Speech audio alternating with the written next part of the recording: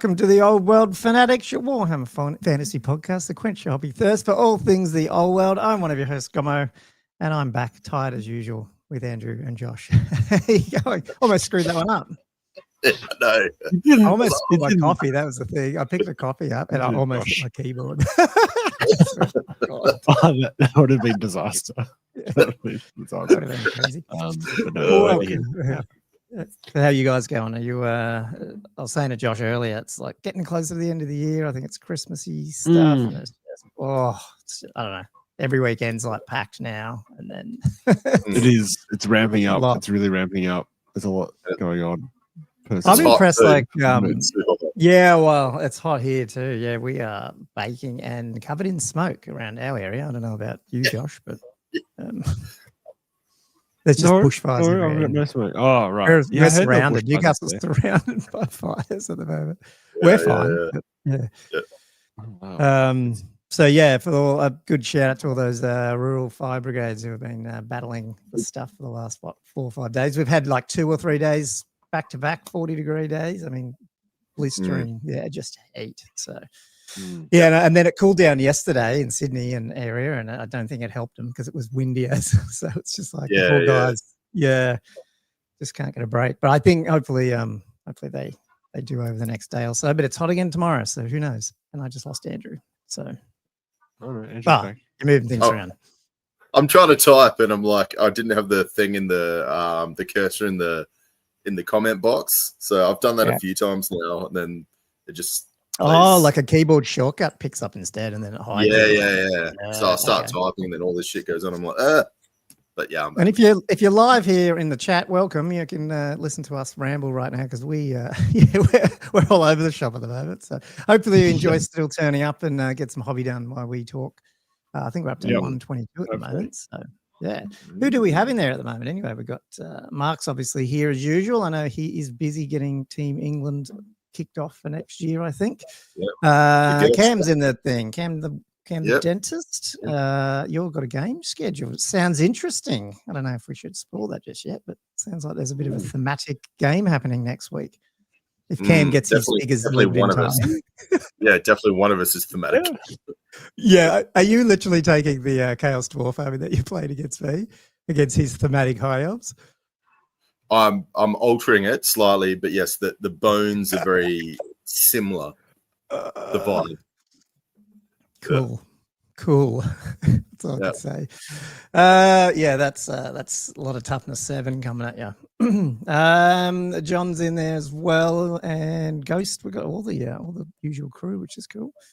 And Bobby Gherkin, or Bobby's Gherkin, I should say. So hi guys, how you going? And Shabismus is in there as well. You say it. Sorry, mate. Yes, I think we got your question in for question time, which is cool. We have. Loaded that up. We got, I got, and so did Andrew got, we got our shiny new, what's it called? Razing of the Westernland book. So I don't know if it was the same as you guys or not, but I didn't really I looked at the rules that Squarebase leaked, and then that was it. I didn't look at the didn't look past that? Leakers. Well, you know how some of the other YouTubers and stuff like Stu did the actual book reviews of the escalation and all that. So I didn't look at any of it, and now I just looked at it on Saturday. In the book itself. And then I said to you guys, well, why don't we go through it? Because I don't know, it might be old news for some people, but I only just looked at it. So I I am sort of thinking about starting a few of these 500-point armies to try and finish my Cathay a bit, and also just get some other stuff up and running, like my trolls, and just do little bits a bit. And then it's such a fun little army size. It really is a really way of playing Warhammer. You just crack through some games, and it's really easy to get some models on the table. Like, I think, and like we said, people have told us, like, do it and film 2 bat reps in a day at night or whatever. You'd probably smash through a couple and do a bit of a league thing. Like me and Andrew could do a few. I like the idea of like playing 2 different armies. Yeah, just that night. Like, I play Slayers one and another, and it'd be cool.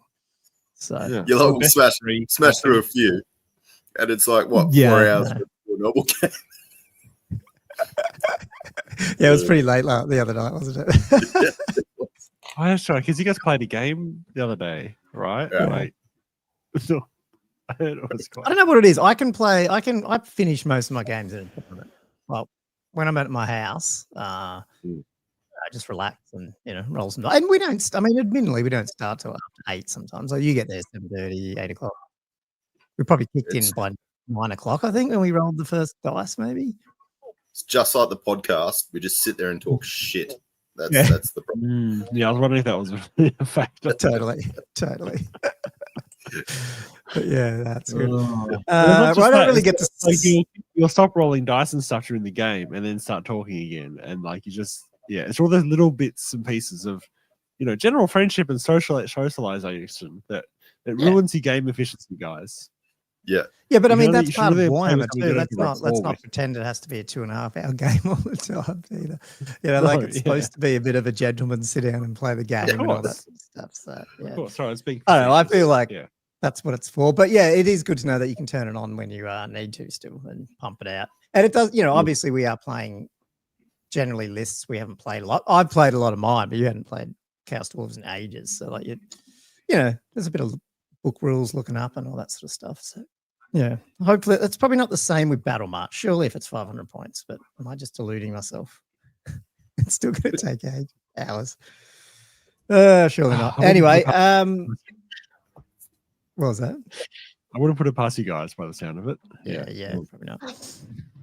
Anyway, so I might have to start putting that together because then I did also buy the mercenary box because it just looks so good. So somehow I have to. I want to put some paint on some models. I haven't done any hobby. It's quite embarrassing, but I will get there. I started painting some harpies, but we'll talk about that at halftime. Anyway, so we're going to cover that and maybe some of the rumors that have been floating around. But like I said in the chat there, unfortunately, I don't know. Maybe they're a bit too good to be true, but it's worth chatting through. And there's a couple of other little hints with the rumors of stuff that, if it's not the armies they're talking about some other rules-based releases, which might be cool to talk about. But then, just, I don't know, there's not really any news, so we'll probably just do a little bit of our hobby and gaming. And I think, Andrew, you had a bit of a topic in the second half, just to chat around our approach to some of these lists and kicking off things and playing games. Yeah. I think it's always a hard thing for people, especially even like veterans. I think, we'll see if we've got time to hit it, but I think it's a very valuable topic, and I'll be interested to see other people's perspectives. Yeah, well, it's not as much hobby. Our hobby has been games we play, which is good. We played games last week, so that's heaps good. So that's probably what we'll chat about in the second half. But anyway, big shout out to a lot of these people on the chat are also our patrons. And if you don't know that or first time watching this, like, subscribe, leave some comments in the live stream there or the chat if it's post live stream. But you can jump over to patreon.com/oldworldfanatics and join one of our tiers if you want to support the show. I think we have 60 paid subscribers. They get a shout out at halftime and do send us through the odd funny question. And not only that, but the odd funny Yes, we've got a few questions. Some of them old world related. Most of them not. I think it's just the time of year. It's just going to get crazier and crazier. And not a spoiler alert because we don't know the exact time yet, but I think we're having one of our other, I don't know what we're calling it, but podcast. What did we call it last time? Podcast crossover or something? Yeah, something like that. Yeah. Ghost, he's in there. He's organising, isn't he? Or you and him? I don't know. But yes, we will be doing some of the getting some of the other Aussie podcasts together and trying to squeeze that in sometime, probably after Christmas, before New Year's. I think that'll be a cool. Yeah, that'd Josh be might be finding that out for the first time. I'm not sure. I am. Podcast I'm like an audience pollination member right now. I'm like, what are we? Great. Cool. I mean, you did say something about the last episode of the month to be sorted the other day, so I figured. Yeah. Well, Andrew was doing the chatting about it, so I think they're organising. Yeah, that'd be great. That'd be great. It's a good time of year to do it too. So yeah, I knew you were going to be keen on that, so I was like, I'll throw your name. Yes, just say yes. Yeah, exactly. Usually people are around in that time too. If not, they're on holidays, but I mean they can join in. Yeah. What? Oh, okay. I'm just trying to catch up on some of these comments. Mark saying beasts are easy, Gomo. 1 Shaggoth and 3 Herdstones. You could take 3. How good would that be? 3? Yeah. What? And then it's I'm guessing it's Sake. He's just saying he's got like rebase all his ogres for Old World. He's got 6,000 points, including 42 bulls. But then it's saying at least it's not Skaven. I'm like, I don't know, man. 42 bulls. It's a lot of rebasing. Wow. Yeah, I mean, you're obviously going from round there, aren't you? Because you don't technically you wouldn't have had to rebase them if they weren't. If they were on the squares. Yeah. But the good thing, at least, I would imagine. Going on round base in the first place was a mistake. Yeah, not to chastise him, but it's your own fault. Sorry, I did it too. It's just, I'd hope though, like the ogre though, would be easier to sort of snap off if you didn't. I mean, if you're not like me and you didn't plastic glue them on, which is what I did with my Empire, which is impossible to get them off the base. Tip people: plastic glue your plastics, but super glue them onto the base because you just can't trust GW. They're always going to change your base size. But yeah, I feel like an ogre, you'd be able to like leverage it a bit and break it off without snapping its foot off. But yeah, or you just have to trim away the whole base. I feel like we had this conversation. Well, we did with my Empire. That's what I ended up having to do. Like you just snip it back till the feet were off. Because I mean, that's the problem. It takes so long. Yeah. Anyway. Yeah. Oh, they were bought for AOS. They are plastic. Oh, and they are plastic glue. Oh, sorry. What are you doing? Oh, no. Are you in Australia? Because there was a really good deal on an AOS ogre one, and I was close to pulling the pin on it. It's $400 and something, and it had a heap of ogres. It was all painted, but it was all on round bases. And I was like, oh, that'd be cool. If they weren't legacy, and that sounds bad, I would have bought it because it actually looked pretty good, the paint job. And I was like, $490 for. That is looked cheap. Like a complete. I mean, you could make it a complete ogre, like Old World Army. Nah, Denmark. Okay, but okay. So there is a good for those who are listening. If you're in Australia and you want ogres, Facebook Marketplace. There's a ogre. I don't know who sells it. It's just I saw it the other day, like on the weekend. So Andrew's like, we got another Dane. Another Dane here. He might know my. Oh, is this Rasmus? My buddy? Rasmus. Maybe. The other thing with ogres, though, I mean, I love them, but I mean, their sculpts are getting older, and there is some good 3D printed ogre models out there. Lots of them. So, yeah, there is. Anyway, that's the problem sometimes. Like, you get these sort of like armies, and like you're like, oh, you want to go like the GW ones because it is kind of that official thing. Like, so I don't know. For me, I do if they're nice sculpts, I try to go down that way, but Yeah, sometimes you just see, like you said, these 3D prints, and man, they're good. Like there's some good ones out. Yeah, that's a whole topic. We should do that maybe near the beginning of the year, like starting an army. Which one's good? Because like it's also not only sometimes it's the sculpt, also it's the provider. Like again, we'll talk about them all the time. Highlands, they just print. You never get. I mean, have you ever had a failed print from Highlands, Josh? I don't know what it is. They just work. They come off the supports. Only if my printer or me has caused the problem. Yeah. But the STLs themselves are great. Just fantastic. And then not all their ranges hit, but I think even these new ones they're doing with the Chaos Dwarves, they're not exactly the old style, but I don't mind them. And I've been looking at them, I'm like, oh, they look pretty good. And as we were saying, I think we were saying last week, like how good for the hobby has it been to have all these options available to us? Like if everything was just the GW stuff, I don't know. I think it loses something. Like you just don't quite have the ranged options that we have now. Plus, like you haven't been able to get the armies. Really good. It would have been dead almost because you couldn't. You'd have to be buying. They didn't have all the armies out. Yeah. Absolutely, that's a very good point. They should actually thank all these manufacturers before they send the cease and desist to them. They actually kept the game alive for 18 months. With thank you, but now we have to send you this. Thanks for all your support. Anyway, you can tell we've got a shorter topic because I am rambling right now, but that's all cool. Do you want me to bring up the PDF and we run through our thoughts on this? It's all related, we're starting to think about more little armies. So what did I do with it? Where is this? Because we don't actually have the real PDFs. I just took screenshots. So sorry, people. I don't know if they're any better than the ones floating around, but let's see here. So before I do that, Mark's put up the Sage Studios, I think this is. Oh, they're These guys old. are really cool. Oh, they're like the old school ogres, but done like obviously 3D prints. Wow. It's a really classic sort of Empire get up there. Blanche neck ogres, pretty much. Yeah. They only just fill those bases. So they're actually quite small. They could go on 30s. Yeah. That's crazy. I like the I think it's that, how do you, I don't know, pronounce it. Is it Katsali Factory, the ones that do a lot of the scenery and stuff as well? Katsali, or it's got T and an X in it. They've got a I know the one. I have no idea how to pronounce it either. Which looks pretty good. I was close to doing them. Yeah, no, those are old school. They're like, oh god, what is that 3D print manufacturer that does? It starts with M. It's like Miniature Monsters or something, and they do a lot of the old Hammer 3D prints that look. They're not copies, but they look pretty close. And they've done that whole. They did the whole Undead range last year, and I bought the whole thing. And it's all the old got Chaos as well. Yeah, probably like the old school. Yeah.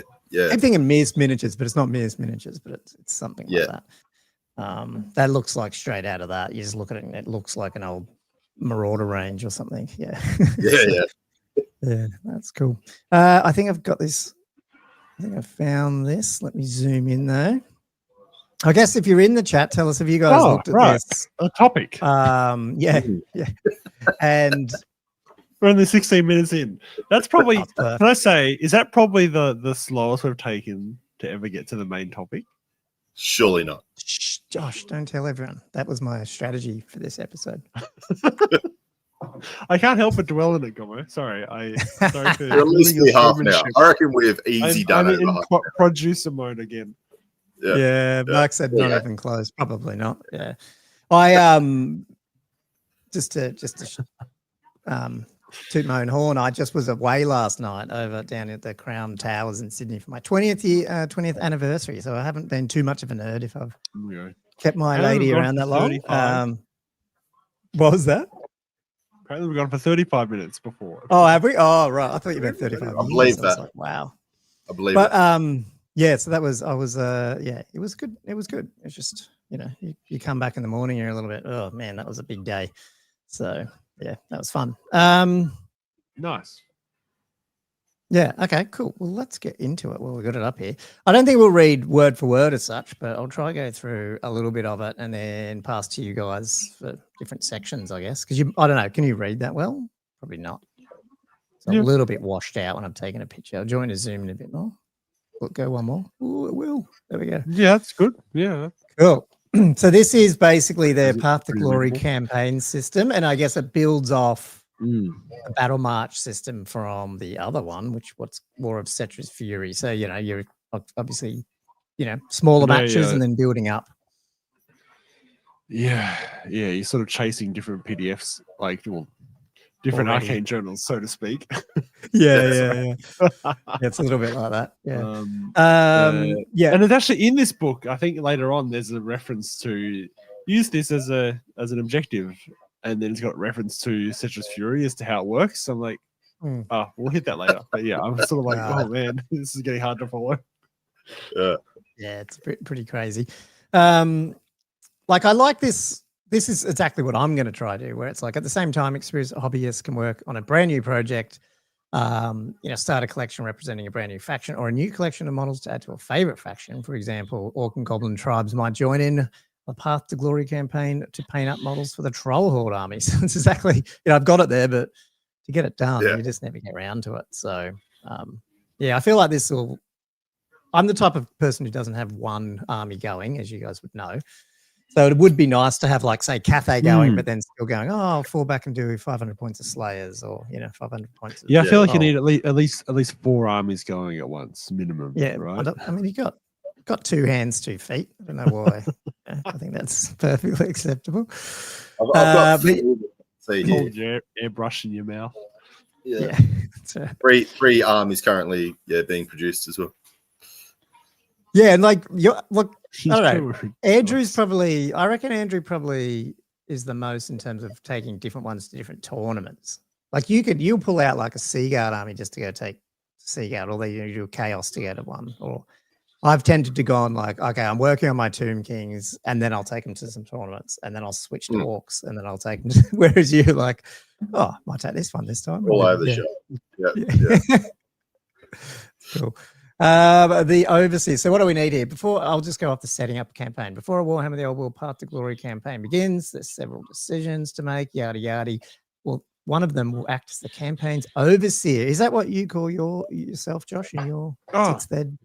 I demand everyone refers to me as the Overseer. If they say me anything else, they're out of the whole thing. I always address you as such. Yeah.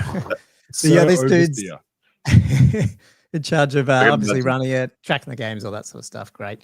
And the goal is obviously, I love this, is to get up more often than not to get up to 2,000 or 2,500 points. But start at 500 and then move in increments as 250 or 500 points, which I think is good. I think, Josh, you said last week yours is only 200 per. Yeah. Yours was going up. Like, why rush? Yeah, yep. I think 500 points is actually way too much.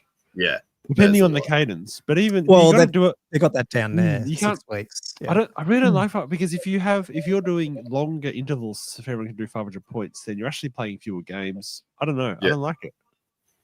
Yeah. I see what you mean. Yep. And it's too much it is a big jump from, if you're learning the game, playing a 500 point game and then going to 1,000. It's a totally different game. It is. Yeah. It is. Yeah.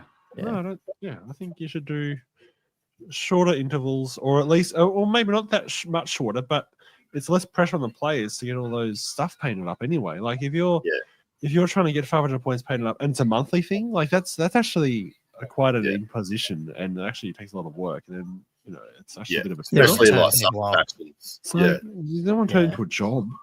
And for no benefit. You want to enjoy the process. So if people Josh, get ahead, we're trying to turn this into a job, aren't we? Isn't that our goal? You're talking about a podcast, or are you talking about a hobby in general? Well, hobby in general. Okay, cool. Yeah, so that's no, I agree totally. They do say the general guide, is no less than 2 weeks and no more than 6. But I think it's a good size. 500 points, go up by. I mean, they're giving you a rough range. I guess at least they're not telling you what to do. I mean, that's okay. Yeah. And the sooner you start, what they're saying is 3,000 every 4 weeks. That's what they have.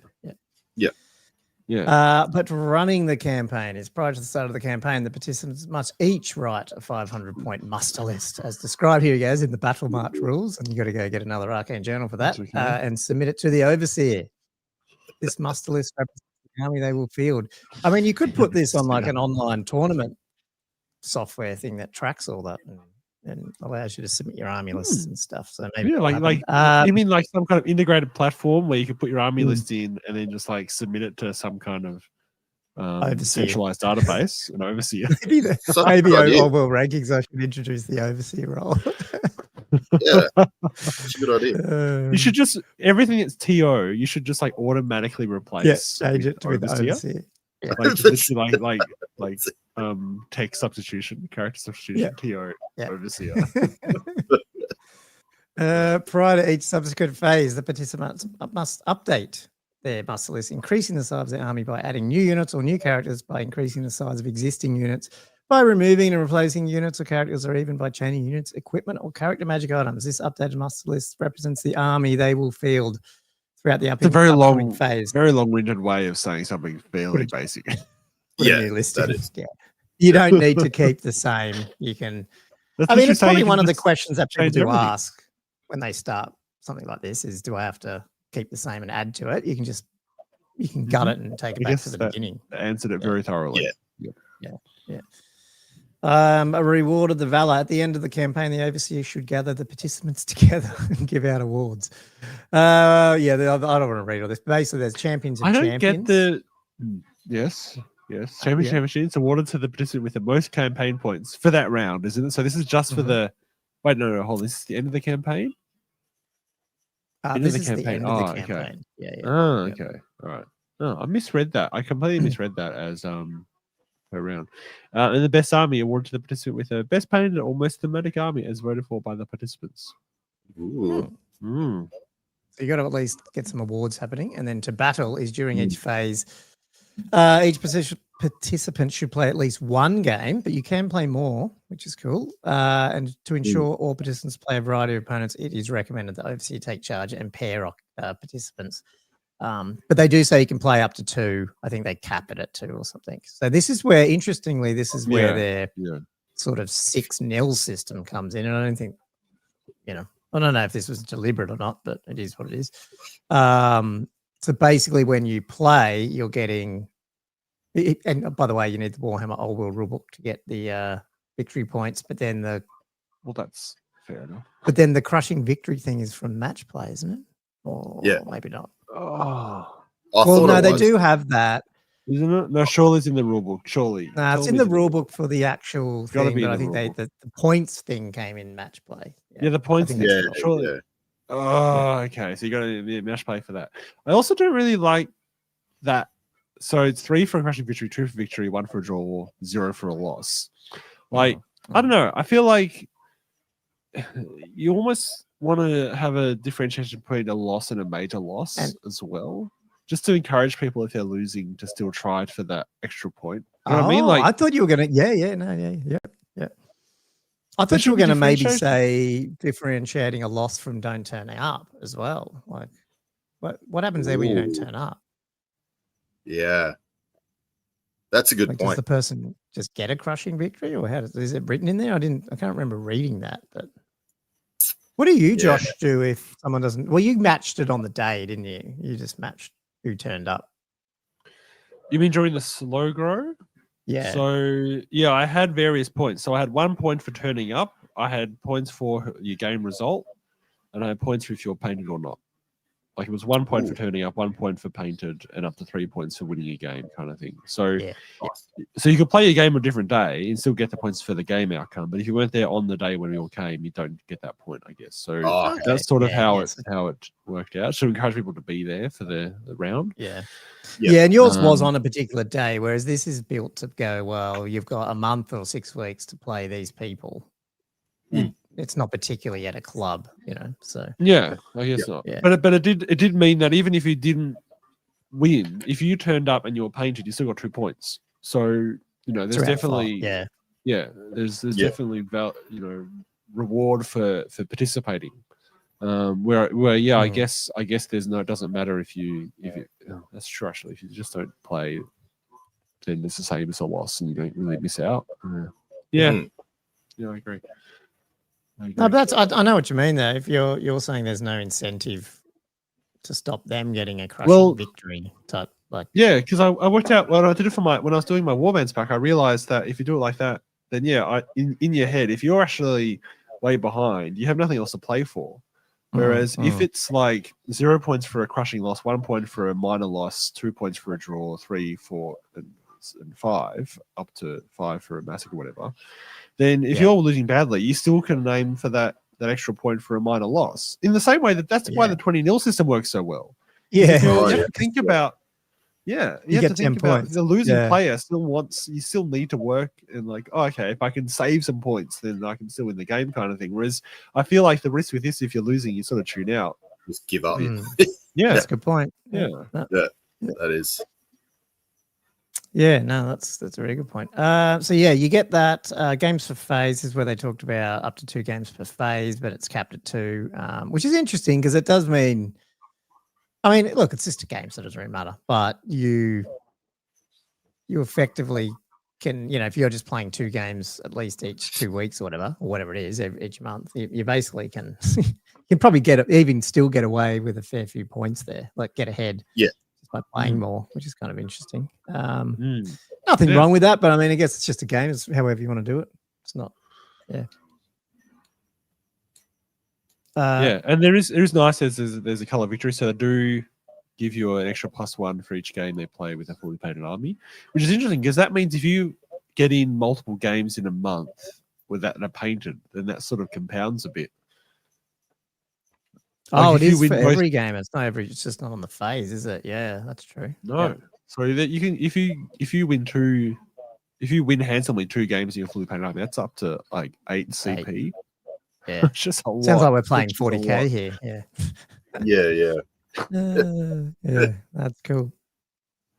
Oh, look at I mean, but it's a bit of fun. I don't think it really matters. It's really you just want to have people coming and playing and enjoying it. So totally. Whatever. Yeah. These are interesting though, the veteran abilities. So there's 2 sections of this. So there's veteran ones, which is about the units, and I think the next page is the unit specific ones as well, which is sorry. You go. The next one is the characters. And they've actually designed it so it's a kind of a similar sort of system, I suppose. So the veterans, so this is for your troops, for infantry and cav only, so not swarms or war beasts. If they're not fleeing at the end of the game, they earn 1 XP if it survived the game without being reduced to less than half its unit strength, and 1 XP per trophy of war it captured, or enemy unit destroyed during the game. And then it can spend XP after any game by rolling on the table below and adding its current XP to the result. And once it's rolled on the table, it's reduced back to 0 XP. And then there's quite a lot of different results. So you have to get a 6 or more. If you get 5 or less, you're not reduced to 0 in terms of XP. Just like try again next time type thing. Yeah, which is fair enough. But if you get a 6 to 8, you get an extra leadership. If you get 9 to 10, you get I think it's so once per game re-rolls of 1s to hit. If the hold on, I didn't read this section. If the unit rolls this upgrade again, it gains a second re-roll. So surely that's another point of the game, not re-rolling the 1s again. Surely that'd be twice per game you get that, right? Yeah. You just re-roll a re-roll. Yeah, no, right? Yeah. And then 11 to 12, you get extra weapon skill or ballistic skill. 13 to 14, you get +1 to your max rank bonus, and then 15 plus, you get armor piercing on one of its weapons. I guess that adds a lot of. It's interesting, isn't it? Because you could sit on your XP for ages, like waiting to build it up before you decide to trigger the roll. If you really want to hit that 15 plus or get it in the higher levels.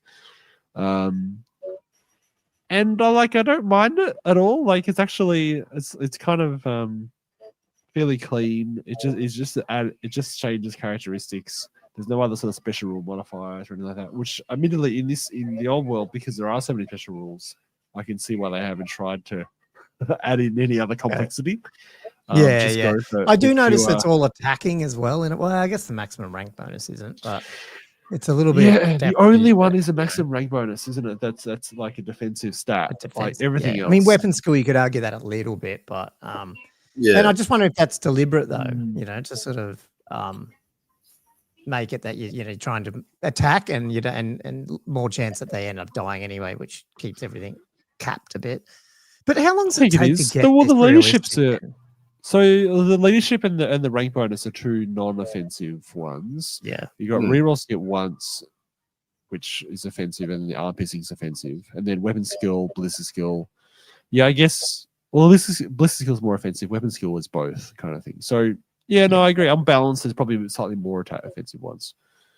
Yeah. Which is probably right, because I mean if you went, they get +1 wound, I mean that's massive. And +1 toughness. I mean you can't those things are just huge in the game. So or even +1 armor save, it sort of takes away from the fluff of whatever it is. +1 armor save is a very strong lever. Because anything that's already on a +3 up suddenly gets a 2 up, and any parrying. Although parry would become irrelevant, I guess. Yeah. You have to choose it, but if you're still. I was sitting here going, I'll be cool. Like you got units of archers or whatever that might be able to not get reduced by 50% a lot. So maybe they'll always get it and eventually go for their ballistic skill. But how many games do you have to play to get up here? Yeah. You need to do a few. 15 plus is, You'd almost have to get both 2 XP every game. So they've got to be units that are getting into the scrap to even do it, and also not reduce the unit strength. Multiple units. So I mean, there are lots of enemy units out there that can be quite small in one model or chaffy type stuff. Yeah, it is units destroyed, which is probably easier than getting a trophy of war, to be honest, half the time. I still think, that's a lot of games to get anything upwards of those higher ones. Okay, and so you get your weapon masters. You're like, yes, I rolled the 6 off 6 XP. I've got weapon masters. And the next game, battlefield losses. Sorry. I've lost my mouse. Can you roll it up again? Yeah, there we go. Yeah, no matter how seasoned and battle hunted the members of veteran unit become, no one is safe on the battlefields of the old world. Casualties do happen and units suffer losses, and whilst fallen warriors can often be replaced through the careful selection of new recruits, a regiment that suffers significant losses might never recover. So if a unit with 1 or more veteran upgrades is reduced below 25% of a starting unit strength, it is destroyed, or it flees a battle. Even if it flees the battlefield, that's harsh. They're still alive, right? Roll a d6. Wait, so if they flee off the battlefield, like if they get popped off and they're full strength, then you actually have to do this. This is brutal, guys. So roll a d6 into the game. 1 to 3, the unit is too badly mauled to recover and loses all its abilities. All of it. Along with any other ability. So it's like, you get that upgrade, and then on 50-50, you just lose it all anyway. Yeah, this is one bad game and you're taken off. Like my first reading of this, way I was too like, aggressive. Now I'm like, man, are you going to get any upgrades at all in this game? I don't know. You'd have to play it, but I'm like, oh. I think that 50-50 to like, because you get lose, units get taken. They just die easily. Yeah. Especially at this level, like when you're down in this level, and it's going to be a lot easier to knock people under 50% and get them actually playing and stuff like that. And there's going to be less. They're all on friggin'. They don't have leadership 10 horde because they're only in little units. And there's no BSPs hanging around. So I've got it. If you want to reference my personal campaign, I have that result set to a 1 because it's just brutal. It's demoralizing, isn't it? You're doing all this stuff, and you've probably modeled some of these like enhancements on your stuff as well. I think so. You still get invested, and then on a 1 to 3. Come on, guys. Especially with giving you good tracking, you're putting less effort with tracking XP, rolling on the table, deciding when to trigger the roll because you want to get a high level or whatever. And then, you're taken off next game. And then on a 4, terrible losses. Unit will survive, but many of its veteran members are replaced by untested new recruits. The unit loses 1 veteran ability chosen by the controlling player. So even if you only had 1 anyway, that's the same as a 1 to 3. So now actually that's losing a whole. It's not a point, but it's losing a whole ability. It's gone. Yeah, you just losing your ability anyway. You're gone. It's actually setting you back further. At least you can select it. 5 is mauled. Despite having received a mauling from the foe, the unit's casualties recover quickly after the battle.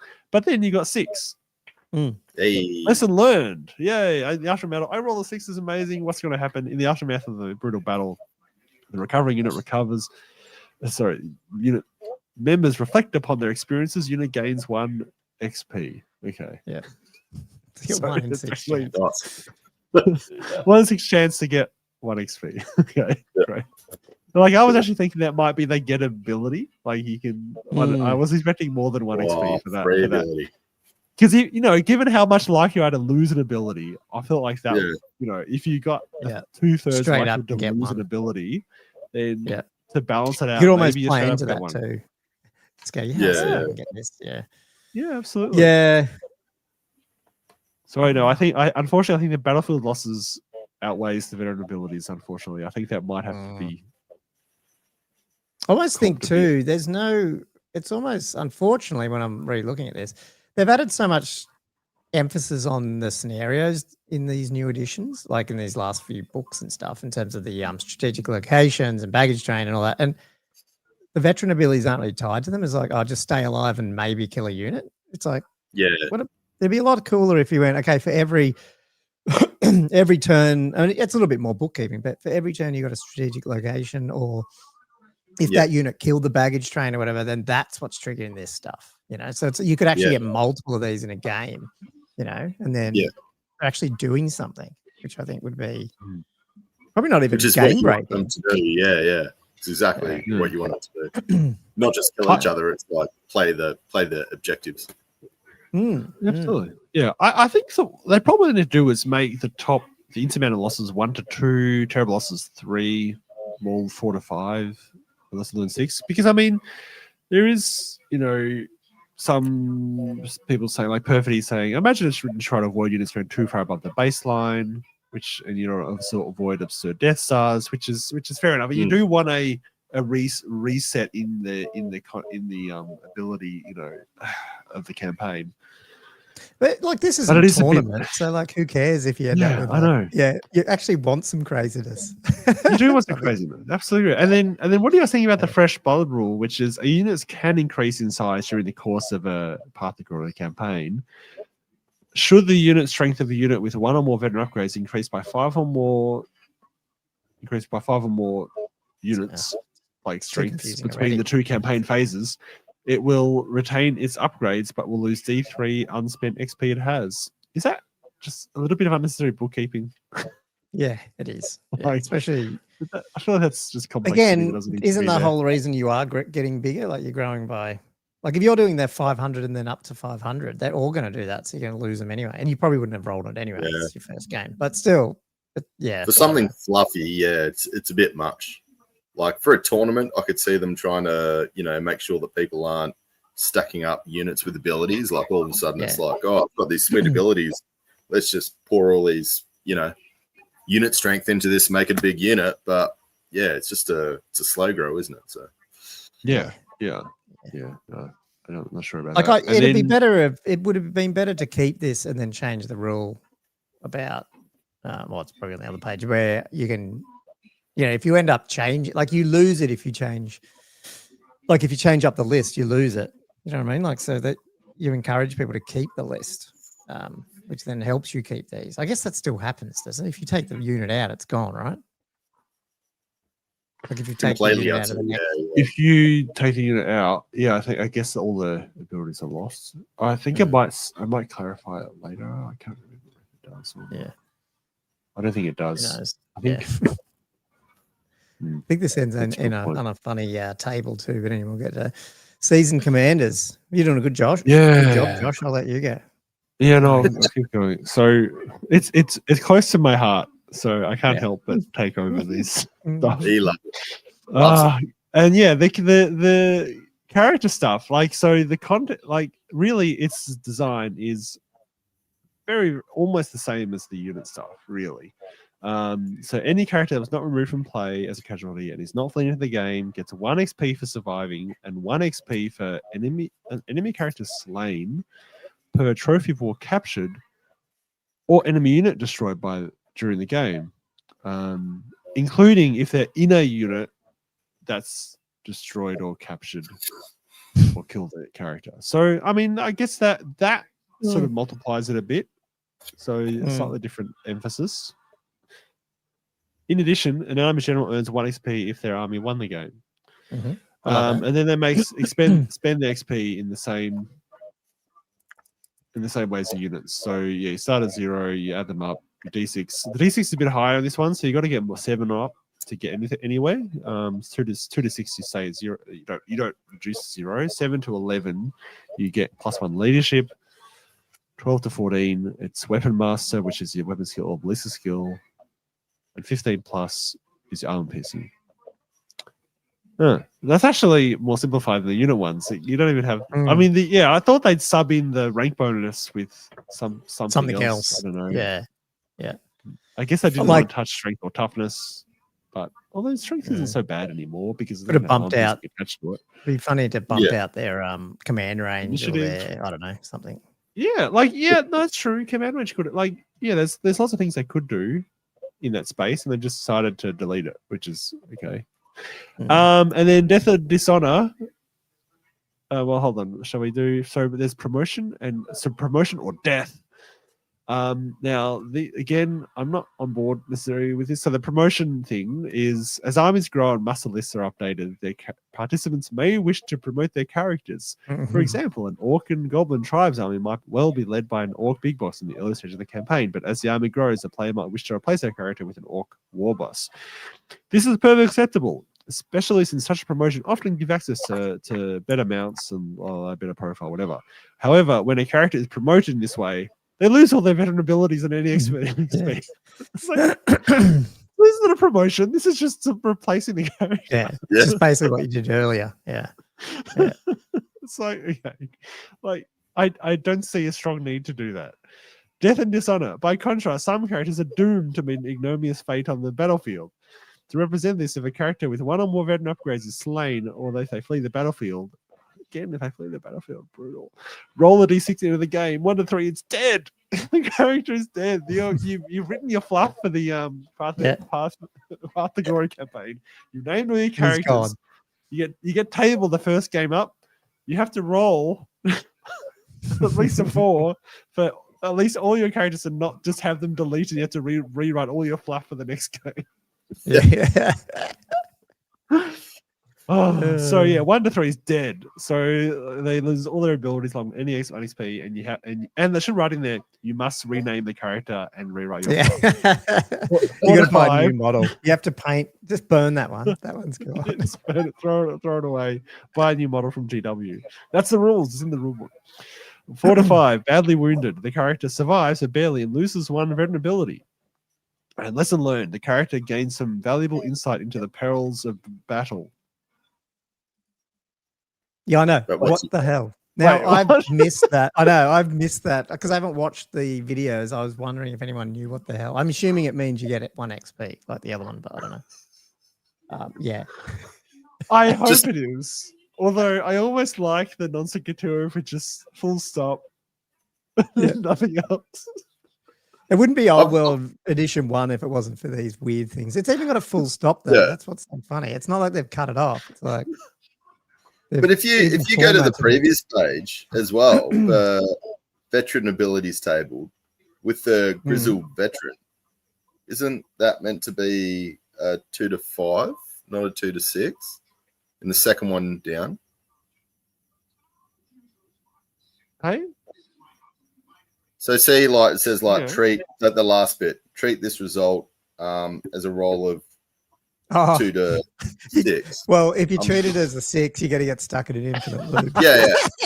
But I was just thinking, like, with these, I'll treat it as a 6, thanks. Oh my god! I don't remember seeing so many printed errors in previous editions. No, I've never seen printed errors. Like this is so many.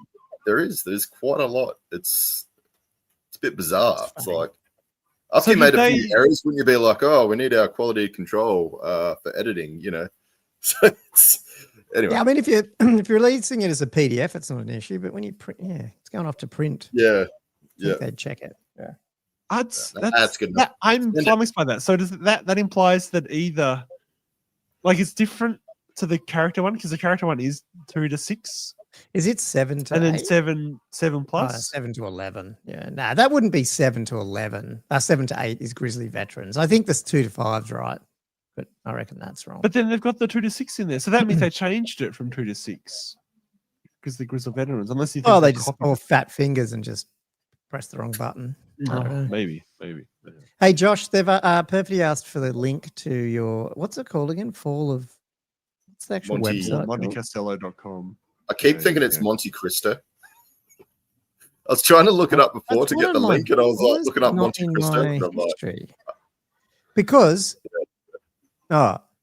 if you actually put, obviously it's not working as well as I thought. If you do a proper web address, HTTPS, whatever, and paste it again, apparently StreamYard will turn that into a link for when we do it. I don't know if that's true though. I saw that today. What we do it? What do you? Well, see how who did that? Fall of Monte Cristo. I popped it up. Yeah, I popped it up here. Yeah. Oh, sorry. Yeah. Oh, I can't grab it. No, but if you actually put that in your browser and so it turns it into a proper link and then paste it into the chat, it'll become a link. So perfect, you can just click it. Ooh. You can't click that one. Yeah. I think that's why it's a new feature of StreamYard. So, do you want me to try out this new feature? You guys keep you could try it. Yeah. Go for it, mate. I don't know if it'll work, but I mean, the thing is, like now we're on that topic. Like the difference between that and what I did was, I mean, I quite like that they kept the system the same for the character and in units. Like I didn't do that for the units. You just roll on a table if they survive and they take off stuff.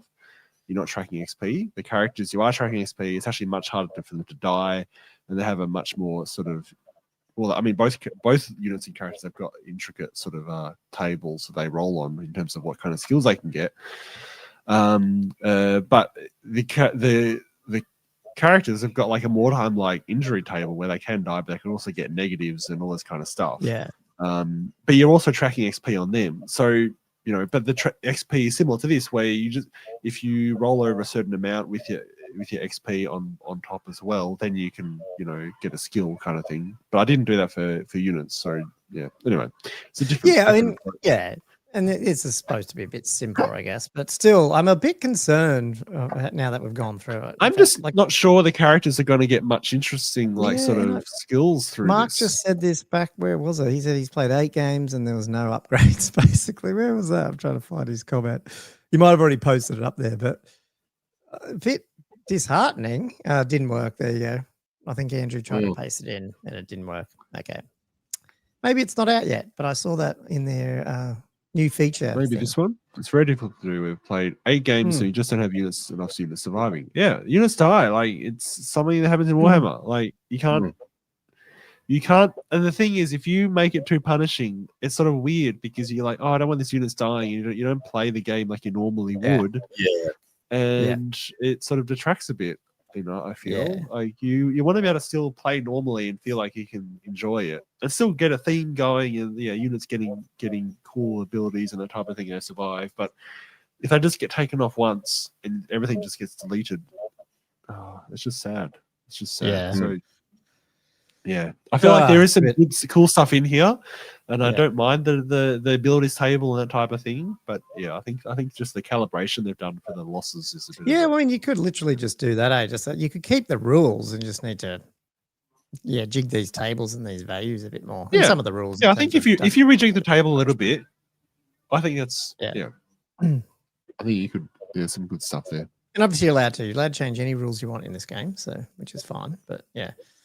Okay. Well, something to think about if we get around to do some 500-point games, Andrew. Well, slow grow, I should say, because it's more slow grow. You want to get them bigger as well, but yes. Yeah. With that though, let's just smash through. Let's hit these.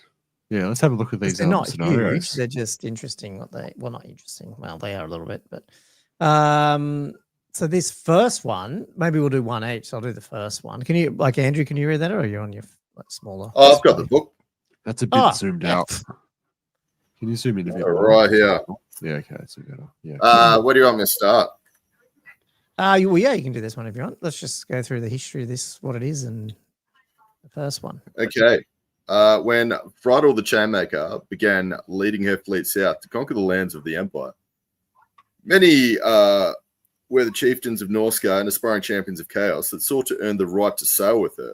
Across the Shadowlands, warbands clashed, slaying their rivals and looting their encampments, by the score to prove their worth. This scenario represents one such clash. All right, so the armies, each player should write a 500-point muster list as described in the Battle March rules. Obviously, Cetra's Fury, Arcane Journal. Using either Warriors of Chaos Grand Army, composition list, or the Wolves of the Sea, Army of Infamy. Alternatively, the scenario may be played with any 2 armies. So setup takes place across. Well, just with that, sorry, I find it's actually quite cool that it's actually chaos, like warriors on warriors, which is interesting. Yeah, I do find it interesting though that if you're playing with your mates and you actually won at Empire and stuff, it's like one person's got to have like it's I don't know. Yeah, you can play anything. Yeah. But it's just interesting that one of them is both. They're trying to prove themselves, aren't they? I mean? Yeah. Or is there any hint here that they want to sell more battalion boxes? I don't know, maybe. But that's it. So yeah, the battle takes place in a frozen expanse of the Shadowlands, where endless tundra stretches as far as the eye can see, broken only occasionally by twisted forests and rocky outcrops. Beneath the dark and stormy sky, from which the laughter of the dark gods. Isn't dark and stormy a rum drink? I believe it is, yes. Yeah. Bundy rum and something else. Yep. Yeah, Bundy rum and ginger ale. Vodka? I believe. Or ginger ale. Oh, okay, right, yeah. Dry ginger ale, yeah. The battlefield should measure 30 by 44, which is not a bad size for a small battle. Should be left fairly barren with only a few rocky outcrops and areas of raised ground placed sporadically across the battlefield. And then it just says, place terrain as per the... Why does it do that, though? That's the bit I'm confused about. Saying, I'll just put a few little bits, and then it says, oh, by the way, place the terrain as described on page 268 of the Warhammer rulebook. But it's like, you just told us how to do it, just some few rocky outcrops. Yeah. It's a bit confused. Yeah. I don't sell the books. I get that. And it sounds like a very fast battlefield, which you still want to put stuff on the battlefield. You shouldn't play it clear. Like, Yeah. I know. And I don't know. Oh, we get to have another duel. This is fantastic. Oh, yeah. Cool. Okay. So, well, hang on. This is so we've got the objectives though as well. So you got the Is that what you guys are talking about? So you got to go to 19 of Arcane Journal War of Sexual Fury to work out what the how the objectives work. And I have no memory of that, by the way. I have no memory how those objectives work. Is it just the closest kind of thing? And you get so many victory points. Oh, okay. Now I'm confused. Maybe, it's sorry. I just thought the objectives were the battle. Sorry, what's it called? No, they're not from the match play. It says from this one, as described in the battle match rules on War of Sexual Fury, which they chose not to. Like, it would have, like, for a self-contained scenario. You just repeat it again. I mean, it wasn't very like, it's just probably a small paragraph. Yeah. I mean, I'm looking at it now. It just says. You got to buy everything, Josh. Can I read it? Can you read it, please? Because I'm intrigued to hear what it says. Talks about battlefield objectives, right? It talks about being a 40 mil round base. Battlefield objectives are a type of battlefield decoration. It's described on the Warhammer, the Old World Rulebook 271. Oh, sorry, I misread that. I thought it was going to take you off to the. Link to a link. No, it doesn't. I love that classic. It's on a roll of 1 and place 2, on a roll of 4+ place, but it's not that because it's already told you it's only got 2. Where? Huh? Oh, here it is. It's down. What page was it? 21? 19. 19. But it's actually 21 is how to do battlefield controlling battlefield objectives on page 21. Don't tell me the page reference is wrong. Well, the only thing on page 19 is the fact that it says to go to the Warhammer Old World rulebook to understand what battlefield decorations are. Our work experience kid's been at it again. What's going on? And I lied. The other one's placing objectives and talks about rolling a dice to see if you put 2 or 3 down, but you're putting 2 down. No, it's definitely 2. And wait, so can you find the rules for this? Because the actual rule controlling battlefield objectives is on page 21 of the book, not 19. And it's about and there are rules. You control at the end of each player's turn, you get 10 victory points. At the end of each turn, it's controlled by a single unit that's within 3 of unit rank 5 and not fleeing, not stupid, all that sort of crap. It's the same old massive paragraph that talks about closest one.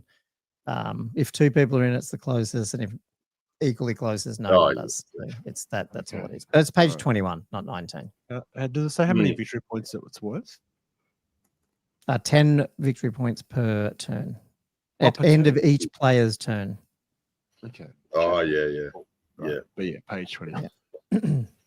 Is it because it's saying the battle match rules start on 19? Is that why the page reference is so weird? Maybe. Yeah, that'd be it. Oh no, that's 18.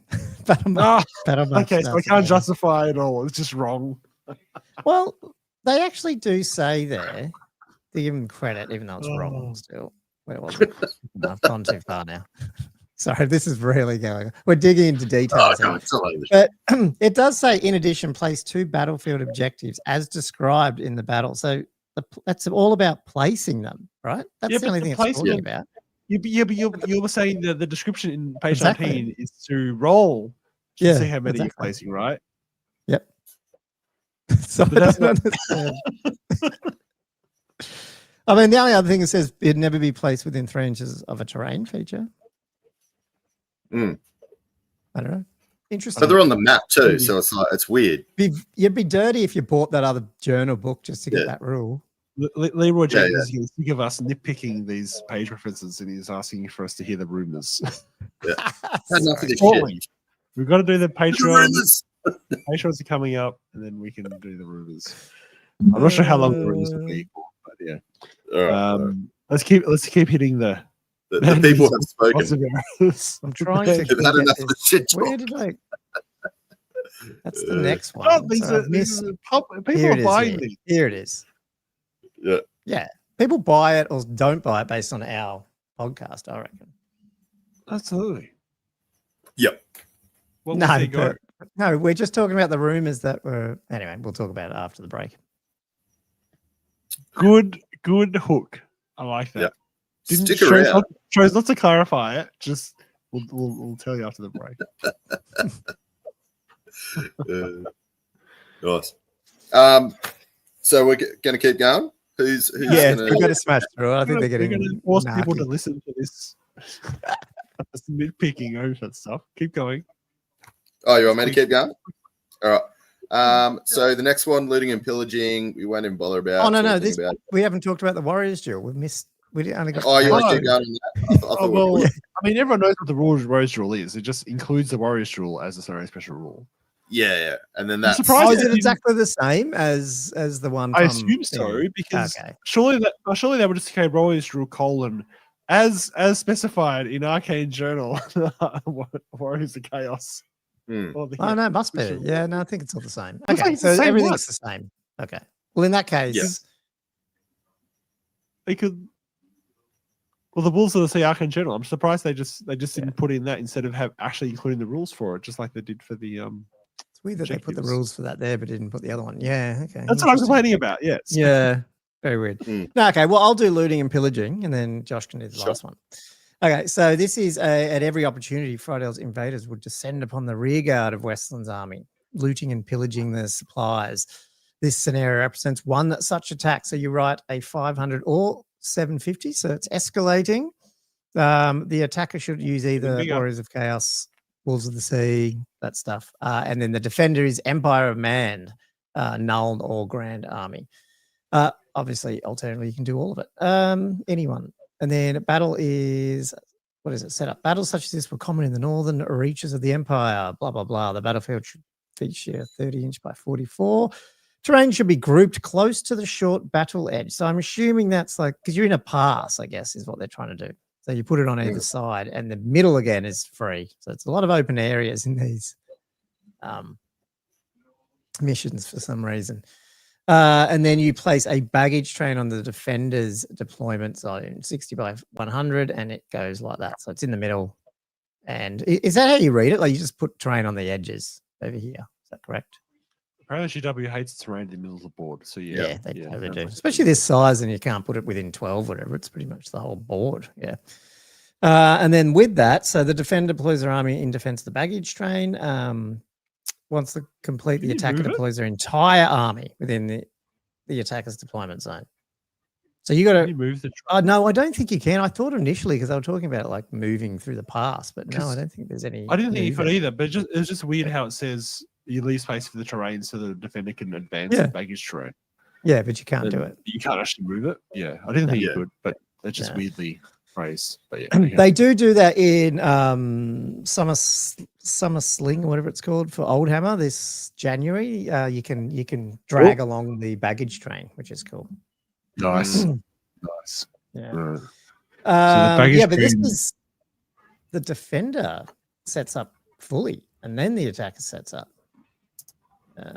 And then the attacker takes the first turn. So the attacker's got a lot of advantages here. Oh, that's a big advantage. And they have good deployment advantage and a guaranteed first turn, and it's the same points size.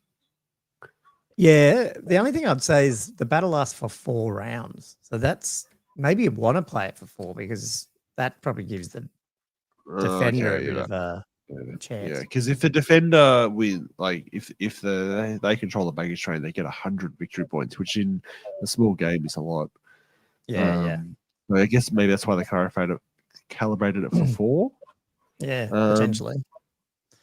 So yeah, it's a baggage train. You can control by a single unit within 6, unit rank 5, all the usual. You can't. So that's just controlling it. Sorry, and then looting it. An attacking unit that controls it, obviously, with a unit strength of 5 or more, can attempt to loot it in the remaining move sub phase. Whilst an attacking unit is in base contact, the baggage train, it can't loot. Sorry, it continues to loot and cannot shoot or cast spells.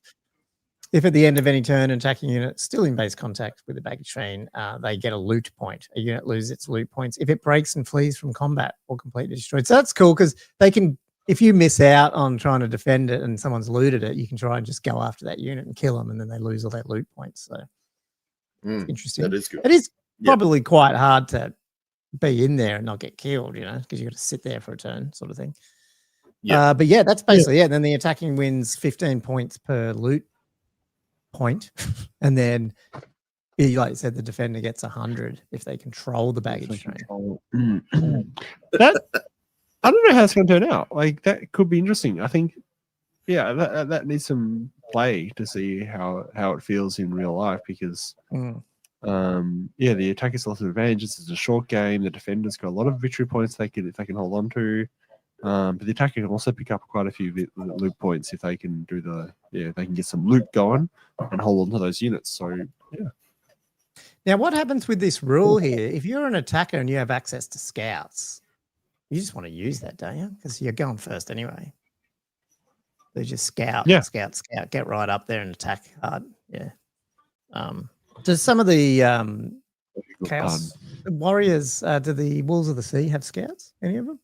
You got ambush. Are they the ones that have ambushes where you can re-roll and get it on a 3-up and stuff? Because that'd be pretty cool too. Yeah. For this sort of game. And then we got Hallowed Ground. Hallowed Ground as well. 1. So what is this? So it's 500 or 750 or a 1,000 point muster list as described in the regular rulebook. Wait, so should I do the fluff or should I just sort of skim it if you want? Yeah, I think I might just skim it. So you can either use a Chaos War as a Chaos Grand Army or the Wolves of the Sea for the attacker or the defender, and the defender can use Empire, whatever, or Null Journals, or you can use any 2 armies, which is what people mostly will do. So this is a battle taking place on the northern coast of the Wasteland. I think the theme of this one is they're deciding to take land from the Empire, I think, is what the theme is. So it's a 30 by 44 inch battle, and it should be fairly barren again with only a few rocket outcrops. Like, you should at least put stuff on the board. Just because it's barren doesn't mean you shouldn't have impossible terrain and stuff in the way. Otherwise, it's just not a fun game. In addition, the defender places a single landmark measuring no more than 4 inches of widest point in the center of the battlefield, as shown in the map below. So the center battlefield. With what's a landmark here? Because I was looking at this. Like, is it? Can it be a hill thing you can stand on, or is it impassable, or what the hell is it? It's a landmark, guy. I don't know. So then, so you roll off. The winner of the roll off chooses which player to deploy the first unit, and this roll off also chooses their deployment zone. And then they alternate deployment, and then it roll off the first turn, and it goes for 5 rounds. And the landmark during each start of subturn subphase, the landmark can be controlled by a single unit within 3 inches of it.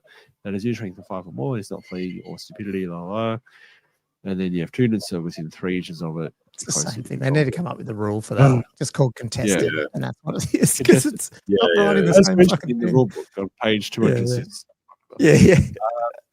Interestingly, when calculating combat results, the unit that controls the landmark may claim an additional bonus of 1+1 combat result point, which is quite. I actually really like that, and I think that should be adopted more widely as a concept. I actually think that's a cool idea.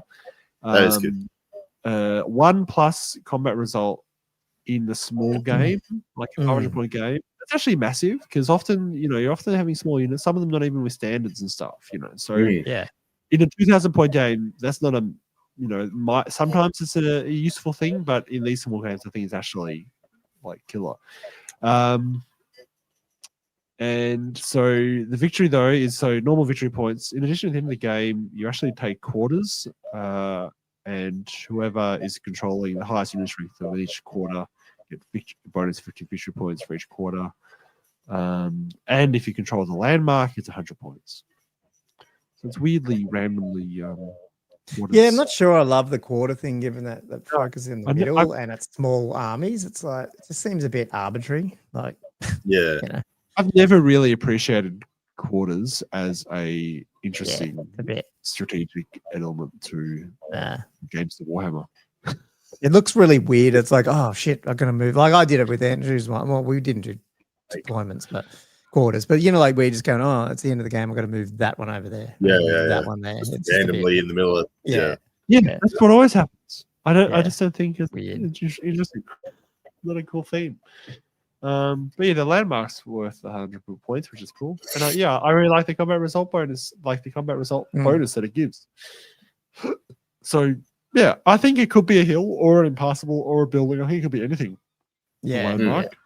I think it could easily be a hill. I think it doesn't really matter, to be honest. It's just you call it a landmark, and you've called it. I feel like make it a hill. That'd be fun. Anyway, that's pretty cool. I mean, I don't know. I like they're trying. Certainly, we got way more scenario-y things than we ever got in 8th, at least from what I remember. So it's cool they're trying. I think that'll be fun. I think the first one will be fun. The last one with the central landmark is cool too. I actually like the first one. There's got two. I think that 2 objectives that are both triggering each turn. And then it's sort of like you try to get the other one objective. You don't want to lose yours, and they're both. I like how it's deployed too. I think it's actually a really fun scenario. Yeah, this is better than the you know how the other one, like a lot of people don't like that strategic location too, where it's just in the middle and in the middle, because most people just sort of hang around. Whereas I just like the fact that it's on that side of the deployment zone going forward. More chance you can get like that. Yeah, and I actually think the second one is a bit of a sleeper in that I reckon it looks unbalanced, but I reckon when you play it, it might be hard as an attacker to get in there because the attacker's getting so many advantages. But the defender's got so many points to consider on. I think that's going to be quite a fun scenario too. I reckon all these 3 scenarios have got some play. Okay, well, me and Andrew will have to crank them out. Give it a whirl. Go for it. I'd love to hear it. Cool. Well, I'll do a quick. Well, let us know, people, what you thought. I mean, we obviously have not played these, and it sounds like they are quite hard. I mean, this is separate to the escalation league. It just obviously flows into it a little bit, which is it will flow into it. I feel like because they deliver. You can see they've increased the size of the points. So. They're just giving more different options for Battle March games, which is a really good idea. Yeah. Anyway, cool. Well, we covered that. Let's smash through our patron shout outs quickly and a couple of questions we do have, and then we can just I don't know. We'll go on a probably ramble of hobby and gaming, and maybe we'll do rumors. I guess you want to do the rumor thing first. Rumors, definitely. I don't know how long that'll go. Yeah, if it's more of a discussion what's been popping up. But anyway, I will give a shout out to our patrons as usual. A big thank you to Mark Hurwitz, Shabismus, I can never say it, Anvil of Doom, Western Sydney Wargamers, Feud Onam, Nicholas Carew, Vinny, Louis Spagnaro McCallan, the Great Bray Shaman. I really need to meet that person. King Pash, Tom Pickard, not Matt, Jess Tools, Adam Lamb, Orange Juice and Matty, Fibers, everyone 37, Peter Holman, Mark Langley, Matt Hinton, The Old Warrior, Silver Dave, Sporadic Sanity, Mark, Nick, Chris Bowler, Drunk Hammonate, Ben, Shooter Louis, Benoit, Cam the Dentist, James McKellen, Liam Fallon, Tommy Coolin, Jay McBride, Flatwell Jedge, Jelly, Harold of the Old World, Kirill Hurd, Tommy Dogs, Matthew Klein, Matt Morris, Perfidy, who is back there. Nice to see you, mate. Griff, Jess Dawes, Wood Duck, Josh Griffiths, Ninanimum, Daniel Broadstock, Elliot Mitchum, Loading, Gilthos Draconos, Diesel, Danny Gamer, Robert Z, Droopy Balls. I got that one straight out. That one was, that's straight up. That was amazing. Never get OG Whirler. And Bobby Patron fixed my exploit Gherkin. Oh, you're kidding. Really? Oh, that's hilarious. He was probably waiting up. He was waiting up for this for our reaction. Some alerts probably were happening on their servers. Like, exploit. We should log that as a ticket, Bobby, and go. That means none of these cool emojis. They're all gone. Like that's it. When he types it in, it must go like either not allow it or maybe it. I don't know. Yeah, it must say invalid. And then Gunwitch, Zen Fox, and Todd Lord OG as you. Sorry, we're not finished. Sorry, poor Bobby Gherkins lost his Lord GM Bobby's. And is that usually your? Maybe that's his email usually. Yeah, well, that's a bit of a shame. The last one then was that badger mushroom. Yeah, that, which I still don't get. I think I put that on the on our chat last week. Someone said, "You guys took so long to get that badger," and I went, "I still don't get it. I don't get it. Sorry." Oh, cool. Thank you, Leroy Jenkins. Yes. Greetings from China, by the way. The guys are really happy you got Chinese language support and our tournaments starting to happen more frequently January, March, April. Oh, excellent. Yeah. So I've been working with him to, like syncing in the Chinese language, like from the player names and stuff and making him work. That was sort of playing up on our world rankings. And I think it is working now, which is cool. It was like not, because like we try to do it tries to do pattern match. Like I try and match people's first last names, but obviously when it comes across from that locale, it doesn't match as that. So then it was always creating another player, another player. It just kept duplicating. Oh, right. It was I sorted it out and cleared it out, and took a little bit though. But yeah, good to see another World of Warcraft player as well in the chat. Oh, what? Leroy Jenkins. Leroy, is that World of Warcraft? Is it? Yeah, that's the original. One of the original Warcraft memes. Yeah. Okay. Yeah. You can see I played it. Yeah. I forget the name of the world. It was the glory days. I can't remember the name. Just said you had to be 13 years old and chronically online in 2005. Johnson said, badger. Yeah, I was not 13 in 2005. So, yeah, unfortunately. It's pretty crazy that that's like 20. Well, I got married 20 years ago. There you go. So, anyway, cool. Couple of questions, Josh, before we hit the room. Oh, is that right? Right. Yeah. For some reason, I thought Yep. Wait, do you want to do the rumors now? I like doing the questions. Oh, what are you up to, man? Yeah, okay. No. Do the rumors. Oh. Okay. I like doing the questions. It's like a cozy fireside near the end of episode. Gotcha. Yeah. Rundown. Yeah. Plusman's waiting for is waiting for his question. He logged on specifically. Now you're gonna make him wait. Who did? It's Plusman, but it's Plasman, isn't it? Oh, sorry, Plasman. Well. Okay. All right. He'll have to wait.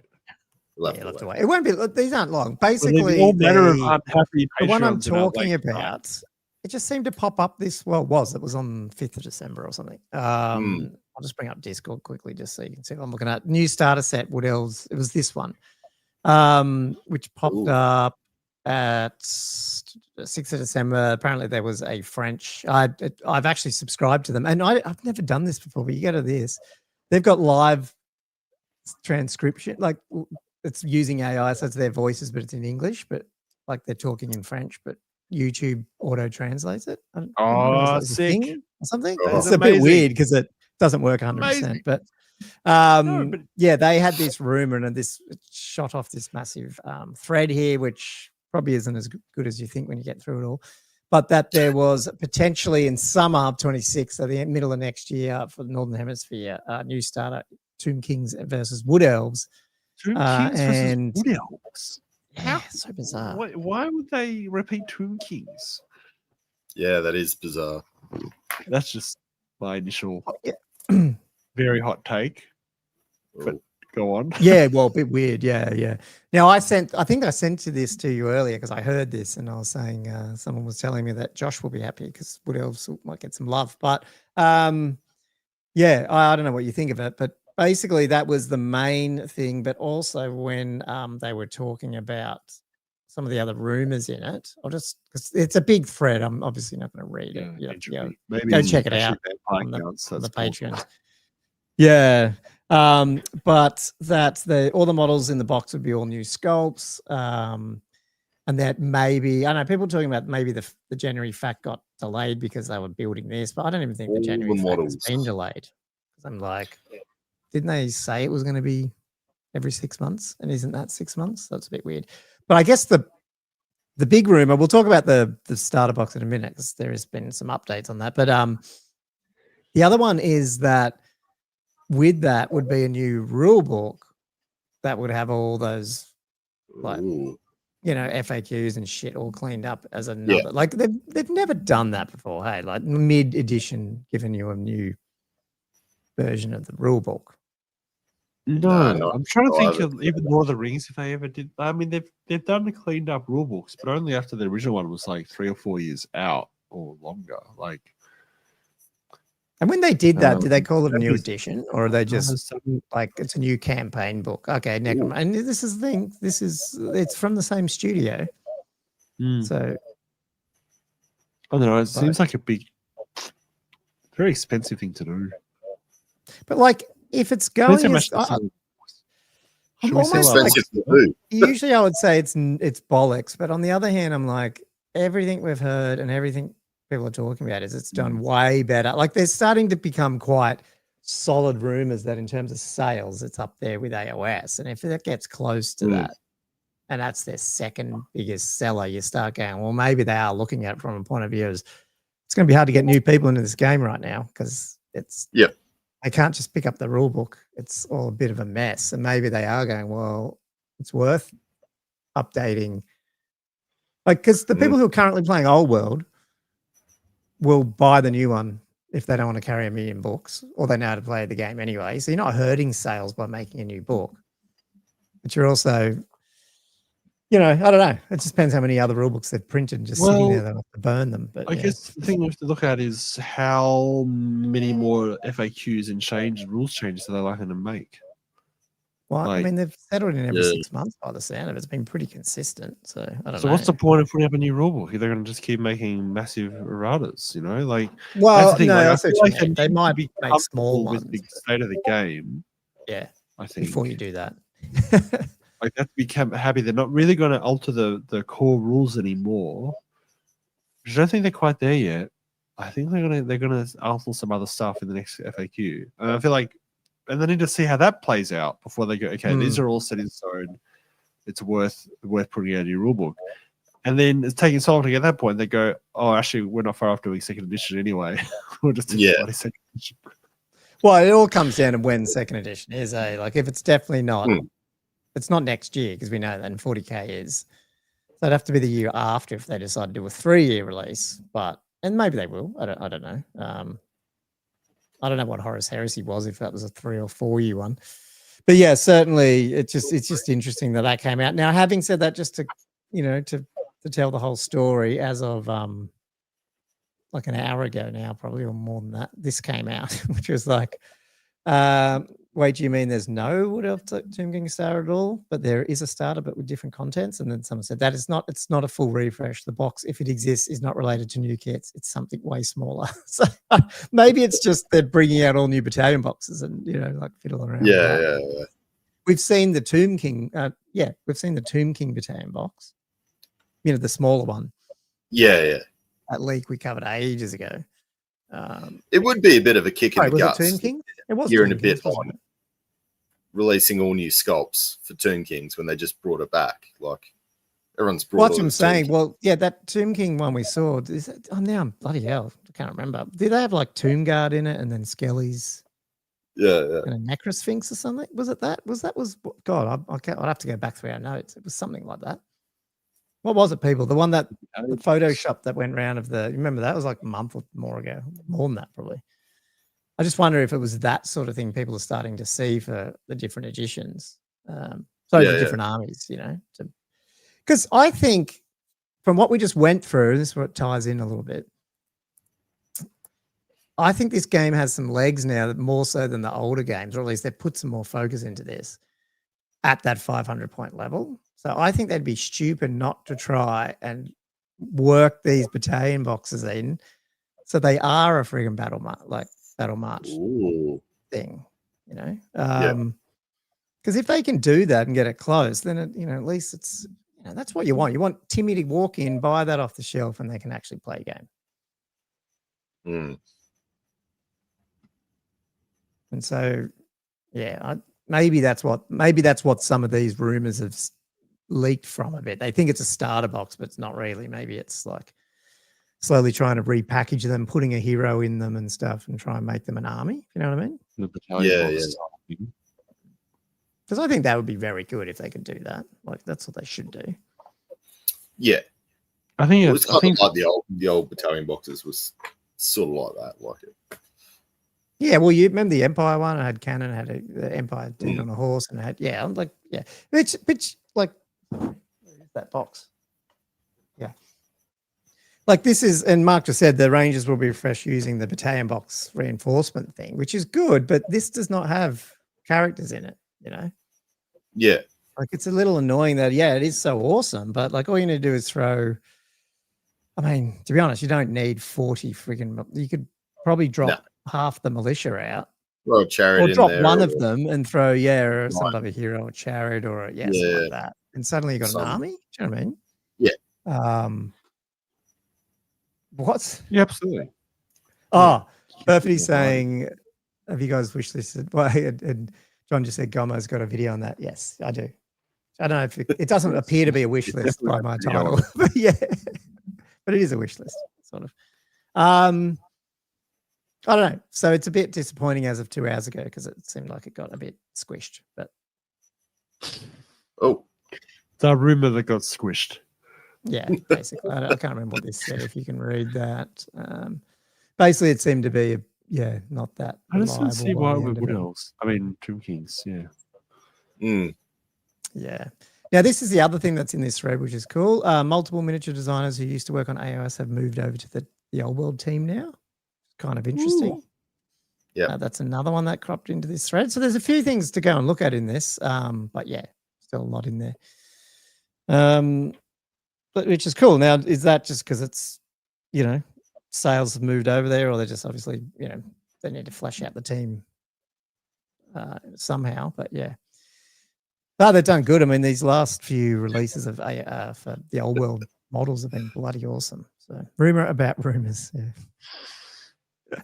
So true, John. Okay, hang on. So the points cost once you add in what's this? So I might have missed a comment there, but the points cost you add in 2 characters using box models with all the traits pushes it over 1,000. Okay, that's true. That doesn't really.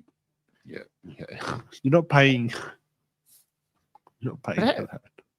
How cool is the fact though that you get that many? I mean, we are friggin' lucky. I mean, guys, there's 40 bloody like troop dudes in here, and then 10 horses. Like that's pretty good for a Games Workshop box these days.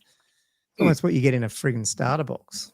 So and they're decent looking ones. Like that's. But I don't mind paying for. So, yeah. Unfortunately, some of the retreaded models, but for that I find pretty good value. No. Well, I mean that's the rumor. So I like the rumor is, which has been squashed. I think that there's no. Well, I don't believe now there's any Tomb King Wood Elf starter, but I don't know.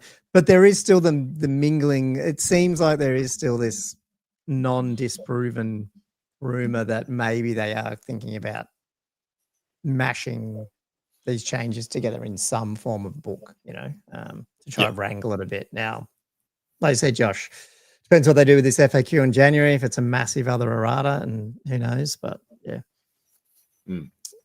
Sure. At some point, they're going to have to. I mean, that was one of my rants on that video. If you were trying to get new people involved now, and that's not Old World Edition 1's purpose, but you probably can't have it as well. Maybe a lie. 40K is just like that. You cannot. There's no use buying the 40K rulebook or any of the codexes as they stand because they're always rewritten like a month in. So.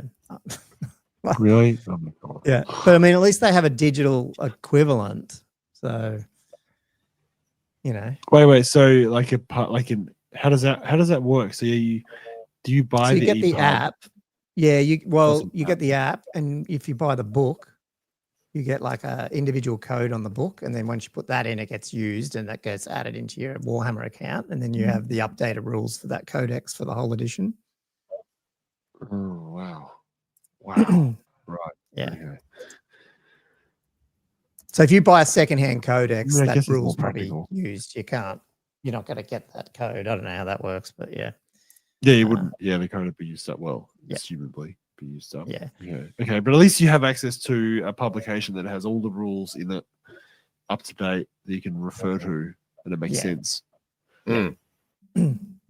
Yeah. Now, this is probably likely what Mark's saying. The Tomb King Wood Elf will be a campaign book like Cetra's Fury, most likely, and the pictures relate to that as per the lead. Yeah, well, I agree. That would be. That makes sense. But then that makes a lot of sense. Yeah. Totally. And maybe some new Wood Elf heroes or something. That would be pretty cool. Yeah, or some better armies of infamy. Trying to remember, what did we get Wood Elf wise for new figures? Any? I don't think we got any. Because we didn't get any new Chaos ones. We got re-release of dogs and cats from 1987. Yeah, that's right. Well, they're due for something. Yeah, okay. Yeah, they are. They are actually. That's a good point. Yeah, because before we get into the questions, though, I was thinking, like in your comment, Andrew, about like the old figures aren't, sculpts aren't that exciting. However, I still think there's a bit of pull just for the big centerpiece models, like the fact that they haven't gone and released yet, like a full cool Chaos Dragon yet, or even a newer Wood Elf or a new High Elf Dragon. It's just, I feel like that's weird. Like if you put out a new Chaos Dragon and didn't update the Warrior kit, I don't think anyone would care. They'd go, I'm going to buy it. Getting into Chaos, I'm going to buy the Dragon. It's so cool. You know what I mean? Like, I don't think you need the infantry all updated all the time. So yeah, I think that, and they can depends on what like ton for that one model. About. Yeah. I'm just like referring to Tomb Kings like they're so ancient. Like to me, that's like a special. They're still everywhere, and they're one of the most popular because they were a launch box, and they got a dragon, and they got new characters, and they got good other stuff outside of the skellies. So I think, they're shit, but I also think people go, "Well, it's just skellies." So well, that's it. I doubt, unless you're a diehard Tomb King player, that if they brought out all new skeletons today, that you'd go and paint another 40 archers. You'd go, fuck it, I've already got them. Oh, that's what I'm saying. Like you'd fill gyms like completely if it was. I would. Yeah, no, Mark, just disprove what I said. I would buy a new Tomb King if the rules were good and they looked cool. I'd buy new Tomb King horses. Yeah, for sure, because the horses are absolute garbage. But they've never been good. Yeah, I think they got them close now, but they are. Hang on, so what is it? This is the Jack and his dog shit. Okay, hang on. What is that? The Wood Elf comment?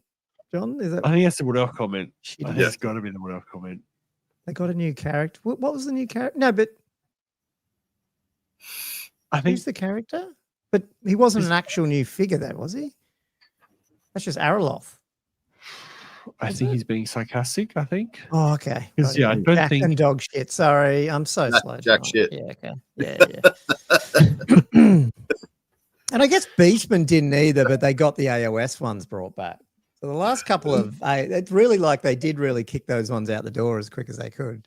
Those last couple of, Arcane Journals. they really pushed them out. Like suddenly we get next one, suddenly on top of the Cathay release, hot on its heels. Almost, it was in the same broadcast, wasn't it?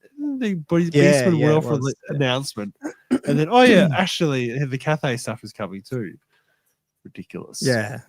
Do you guys remember that the Tomb Kings even got those new models and that they also have those scrolls? Like I forgot Arcane Journals are popping out and I've never even used those new things yet from almost two Arcane Journals out once we get the other one out, which is the Cathay one. You bought them, Dave. You've got them. I got them. I haven't painted them or anything, but I've put one together.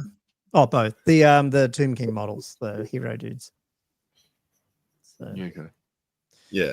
Anyway, smash out a question and then let's crack on some questions, guys. I've been waiting for this all night. So the dentist, I've got 4 questions. The dentist asks, show question, would you take a merworm if it could be a mount? I think that was a serious question. I'm putting it anyway. He specifically said, show a question. How many wounds does a merworm have? I think 6. Tough 6, strength 6. Whoa. So add that onto a high elf. That'd be pretty good. Yeah. I think it's just his save's not awesome. The problem with the merworm, just the save. I think for me is a bit of a letdown. But the The strength debuff is pretty cool.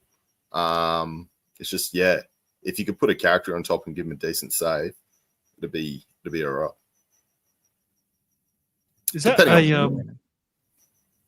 how does the lore go with the being able to mount a merworm? Is it something that would be fairly easily justifiable? Isn't it like a pretty wild sea monster? Yeah, but to me, you're gonna have like the like it's almost like the non-aligned. I'm trying to think of like a wyvern or something. No, the one that goes on the unicorn. The spell. Oh, the spell weaver. Is it spell weaver? I was gonna say spell singer. Storm shadow. Yeah, something. Yeah, I think weaver. that.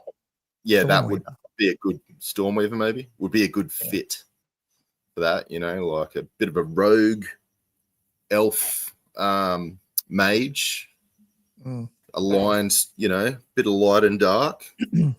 It's this fair enough. Terrible. Do you reckon out of the sea and actually one of the questions, so I'll shut up about that. I was about to say something, but there's a question coming. Ooh. About factions, new factions. Yeah, so no. I'm assuming it's this question. Do you want me to hit the next question? I'll bring it up because you just almost said it. Mark asks, curry, Chinese, barbecue, pick in order. That's the one. This is good. I like it. Now, barbecue, are you talking about, is that Korean barbecue? Is that what he would say in the UK? You have to ask him. Barbecue here is not really, if someone says barbecue, it's probably hit and miss if they're talking about Korean barbecue or literally just a barbecue. I don't think he's talking about Korean barbecue. Okay. Because barbecue in the US is like smoking, and then grilling is more of what we call barbecuing. Yeah, exactly. So I wasn't, I don't know what they're doing in the UK. Any barbecue Korean UK is ace though. Korean UK is ace. Any barbecue Korean UK. So it is Korean barbecue. Okay. I think you say any barbecue. Oh, okay. It didn't put spice bag. A little bit disappointed. You also need to clarify what curry or what type of Chinese food, but go for it. Because again, there's many types of all of it. I'd have all of them. It doesn't bother me. Mark, your question's too broad for us. Minds are bending. Any barbecue, any curry. I probably would say I do like curries better. But it's just a barbecue, guys. Not just a barbecue, Mark. See, it just doesn't get it. We're going UK deep. Don't get it. It's not just a barbecue. It's a cultural thing in Australia. It's it's we take our barbecue seriously. I like my Thai curry probably the most over like Indian stuff. I do like Indian as well. I probably like that Southeastern Asian curry, like Malaysian or whatever, and then Indian. But I see them as different when they are, I guess, but I see them as totally different curries, if you know what I mean. Do you have a lot of Malaysian, Josh? Because obviously you guys go over there as well, but like, do you guys cook a lot of Malaysian? Yeah, absolutely, all the time. No, that would be my pick, absolutely. Yeah. No, I was just saying I had my I get Lang Chao beef noodle, which is like this franchise.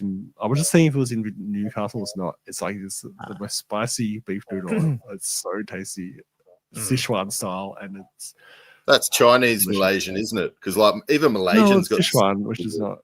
Yeah, no, it's mainly Chinese, the beef noodle one. But yeah, even Malaysia's got because Malaysia can be Cantonese, Chinese, Hokkien style, but also Malay cuisine and also Indian cuisine. So yeah, definitely a mixture of lots of stuff.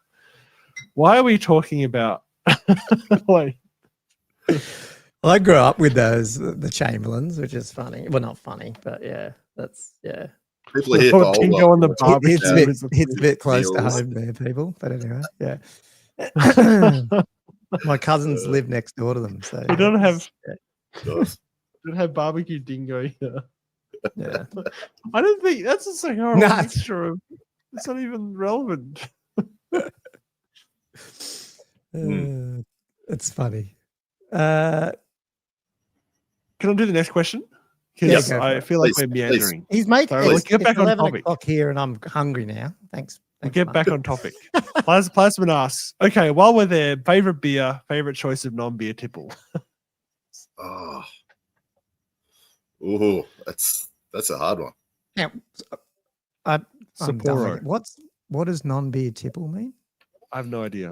Drink. That'd be an alcoholic beverage. An alcoholic, yeah. Oh. An alcoholic non-beer. So favorite beer and then favorite choice of non-beer. Oh, it's so hard.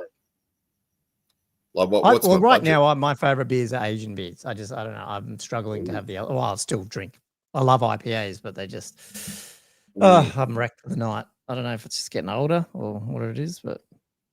So I always are buying all the way up to Japan, like Sapporos and stuff. But I really like the like Tiger from Singapore, and I can't remember the Chinese one I bought. See something. Just easy drinking lager. Qing Sao, whatever it's called. Yeah. Just easy drinking. So yeah, same with Sapporo. I really like that. Yeah. My ladder would be any kind of sake. Sing Tao. Sometimes I've been having sake on this podcast from time to time. Oh wow!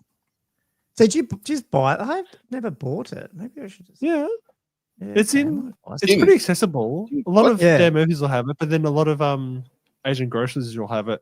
And then annually in Melbourne, there's like a sake festival where you go around all these stalls and people are just. Did you like warm it up or something? Like you can have it hot, you can have it cold. Okay. I don't really care. Okay.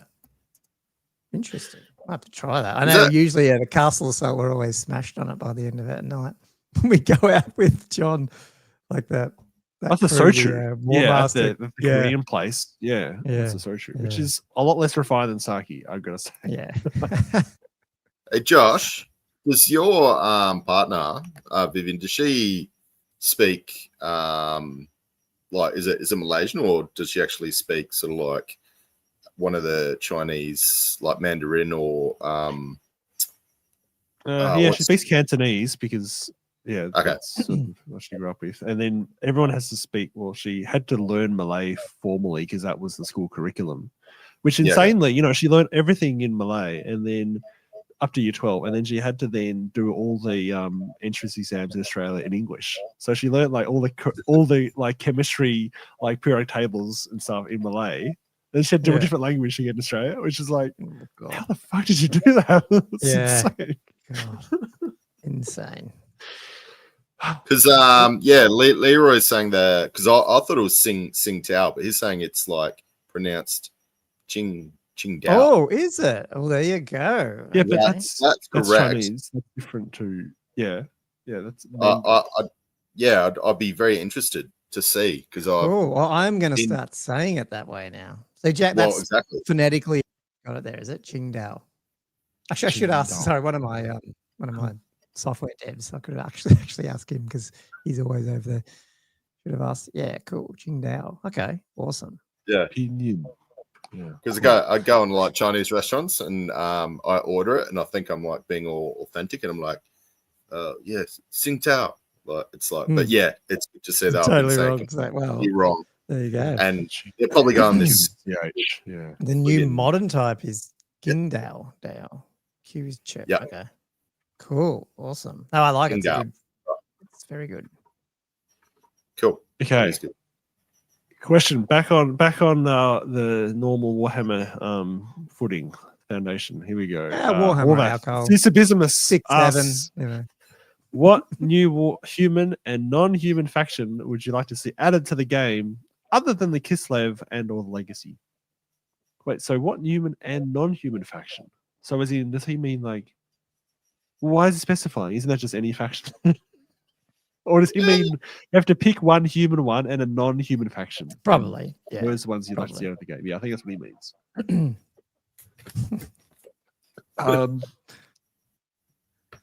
Wait, so not Kislev, not Legacy. Well, I almost said one before. That was mine. What did Josh just say? He stole Australia off me. You want that one? Okay, yeah. Yeah. I've brought up mine before, and I think it'd be a cool way. It'd be more of a sub faction than an actual full faction, but I think it'd be friggin' awesome.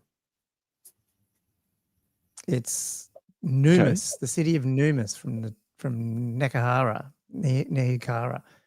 It's the human city, so it's the mishmash of humans and Tomb Kings. So they still have like pyramids, and they got like and you can trade with them, but they're actually under Tomb King rule. But they're actually most of them are actually. It's called the Scarab City. Most of them are still humans. I reckon that would look pretty cool, like to build out some plastic kits of human ones in that, but you mix it in with some of the constructs and the Tomb King stuff. I reckon that'd be pretty cool. Yeah, that's an awesome answer, man. That's really great. So I've actually thought of modeling. I think that would be a cool Tomb King army to model. I was thinking of doing that, like just coming up, because now that it depends on also what they might do. If we get new peasant sculpts or something like that, like to get. Well, we do have some. Oh no, the Chinese ones are probably. They don't look. Yeah, you need them to look really bad and scrappy, I think. And then you mix them in, sort of like the Sylvanian undead ones. That'd be cool. So, yeah, that's. I don't know if that's human or unhuman, but it is what it is. That's my one.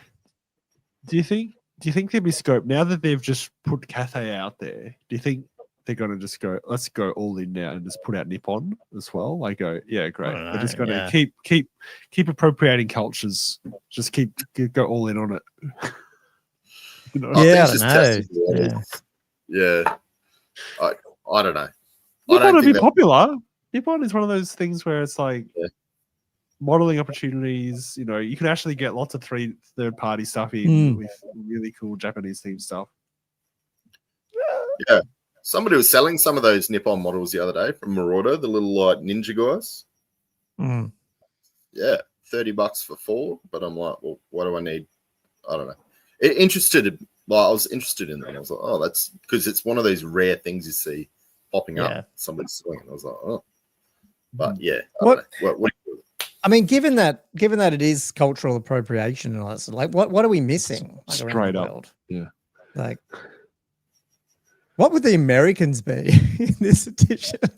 Are we missing like the whole American? The Australians doing? Where are we? Yeah, what are the Australians doing? Where are we with our little convicts? Yeah, that's it.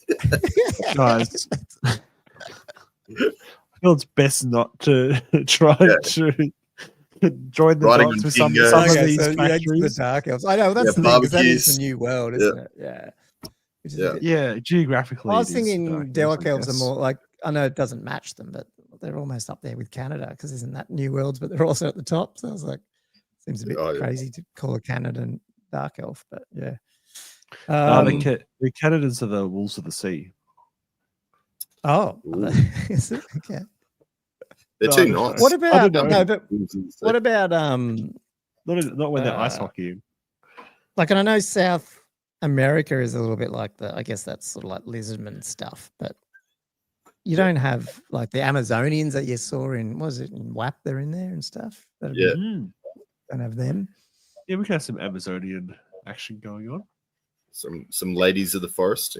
Is there any factions though that you guys think legitimately should come back that have been around? Like, can you think of any? I mean, you did Astalia. I've got there's definitely one. Vampire Pirates. Yeah, that'd be cool. It actually doesn't sound like it's a vote of confidence. He says they always seem way too asymmetric for me, which I sort of agree, because it sounds like they'd be full of cannons and gunpowder, but like full on, like a little bit later than what Empire are. Who? Sorry, what? Oh, Astalia. No, Vampire Pirates. Ah, yeah. Vampires of the Coast, whatever. I don't know. I like that. Depends how you play them, I think, but yeah, I think there's a space for them. Would you rather see that or I can't remember, I never know the city name, the one that start with M or whatever it is, the Bretonian undead one. What's that one?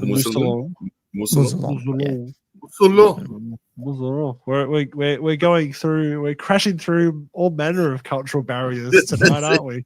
Completely stuffing all of them. It's a French like guy an undead theme. Pronounce it properly. Yeah. That would be good, but Moussalon. I reckon that'd be friggin' awesome. Yeah, it's enough there to warrant a new line though. Like I feel like that's always been a really cool like modeling opportunity. And that'd be cool. I agree. That'd be cool if they did put it out. I don't know that it's different enough for them to necessarily do a whole faction of it. A whole faction of it. I just like this idea. I like this idea of Arcane Journals where you could bring out 1 or 2 sort of units and geez, they won't do this. It'd be so cool if they brought back some form of like bits box stuff where it was like, here's all these skeleton heads that you can just plonk on your men at arms and turn them into, like that sort of stuff to help you model up some of the existing line to fit into it. Oh yeah. Cool. Like that's the one I was going to say. So that's the obvious one. Yeah, Andras, halflings. Got to have the mood. Yeah, I think you could do that because they are in Kings of War. I feel like, I'd love to see them. They would do it. They're cool in theory, although I must say that as a whole army, I feel like they might be missing some elements. Although I guess it depends on how you structure it. Yeah. I reckon because you can give them a little mini tank. They have lots of little bows. I think you could build an army out. I'd love to see how. In terms of new I don't even know if I want any new factions. I just want to bring back the old ones. Like I want to see demons. I want to see a whole new re-released demon army and stuff like that. You know what I mean? Like, there's so much gold they could mine in those hills and the Legacy factions. All those Arcane Journals they could be putting out for those factions that just hasn't been touched yet. Yeah. The one I did think about when you guys were talking about the Merworm though is because sea elves were a thing still around. I wonder if that's something they'd ever do because they sort of brought them into AOS a bit, but they did. I wonder if that is something that would ever pop out in the old world.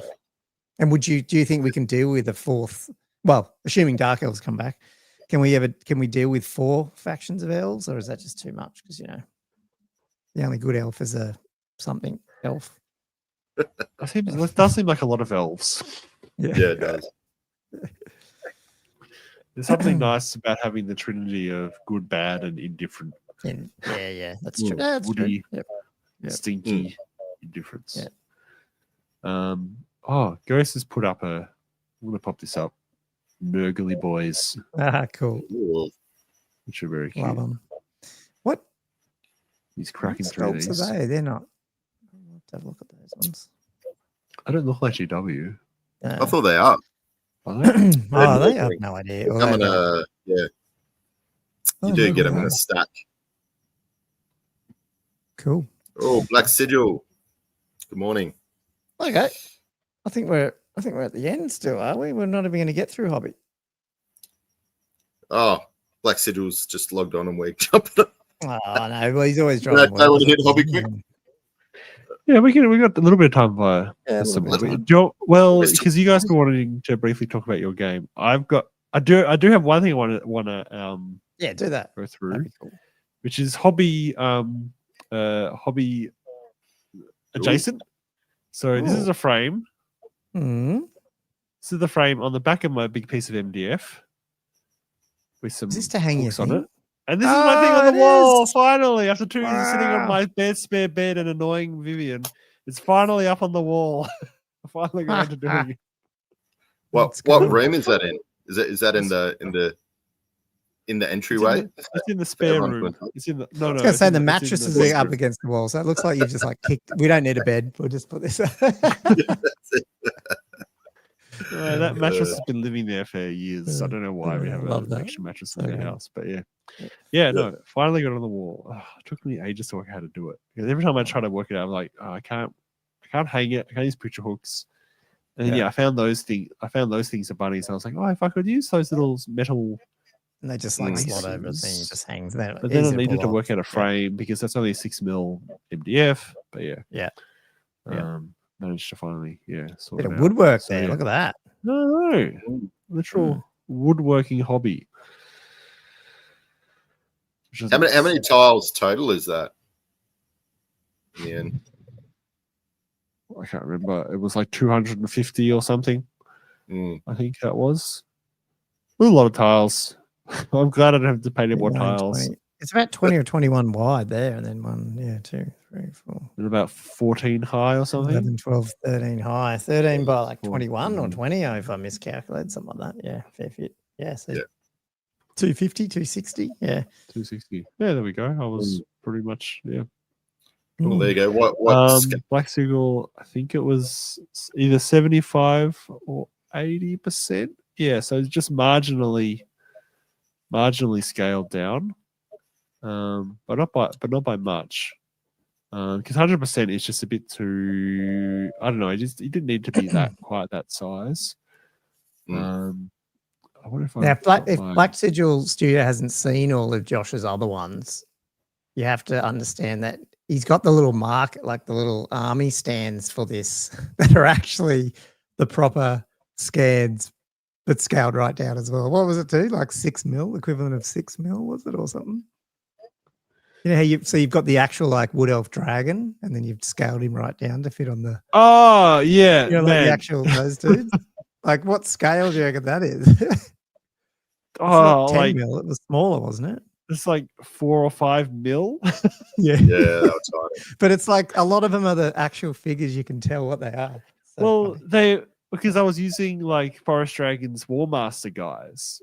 You know, that's what I was using, and then I would scale it down, but to like 40% of that.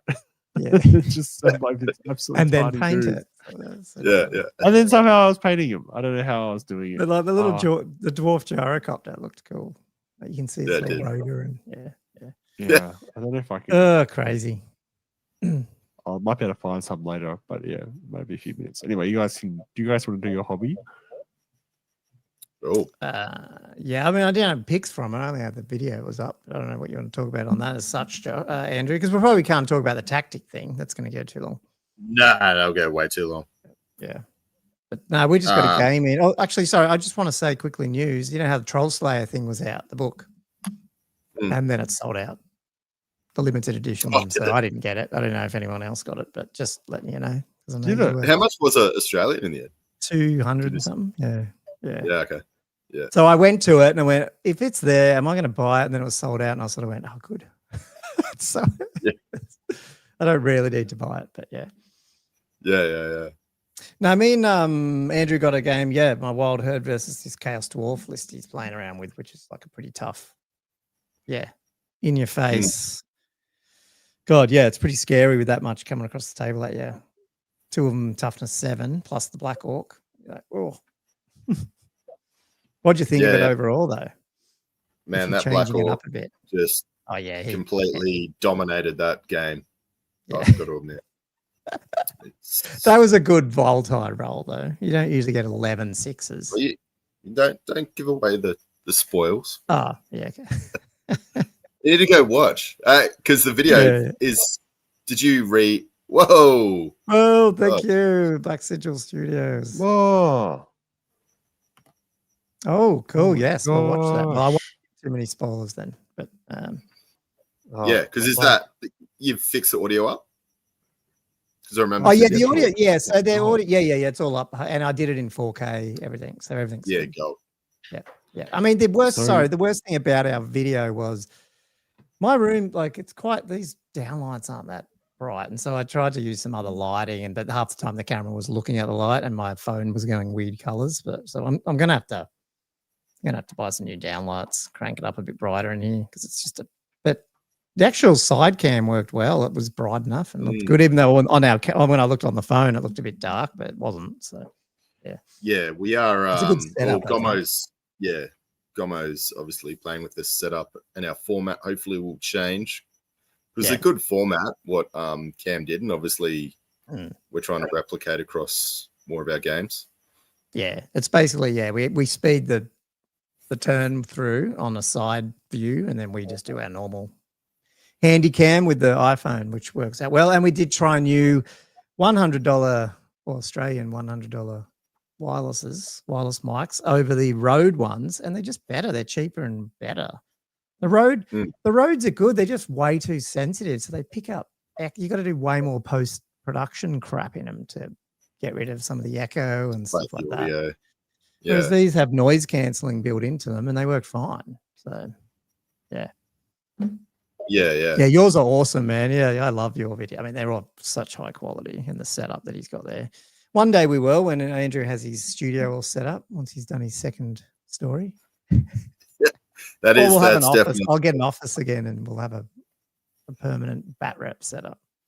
Yeah, permanent. That's the permanent goal. Nerd. That's the goal. Yeah. Life goals. Yeah. Just to try to justify Black Seagull giving us that ridiculous super chat thing, I found some photos of these guys. They are good. Woo. They're so good. It's so fun. I love doing these. It was so fun. And if I zoom in exactly, go to the next one. Oh yeah, these are the Elva guys. So got some high elves there and some wood elves going on. How big was the base again, Josh? For people, 2 centimeters by like 1 centimeter and a bit centimeter. Yeah, they were freaking small. And we got some Tomb Kings with some Empire as well. Oh, look at the little Hellblaster volley gun. It's so good. Little Hellblaster. That's the skull chucker on the back there. Yeah. That was a hobby experience. That's what scale. They're like 4 mil scale, guys. That's letting the contrast and a bit of dry brushing. Like contrast, the dry brushing was surprisingly useful. Yeah, the contrast sort of gives a bit of a background, but it's all about the dry brush. It's just a little bit of a tip at the top. And hopefully it snap any of the resin. Yeah. Lots of flexible resin in there.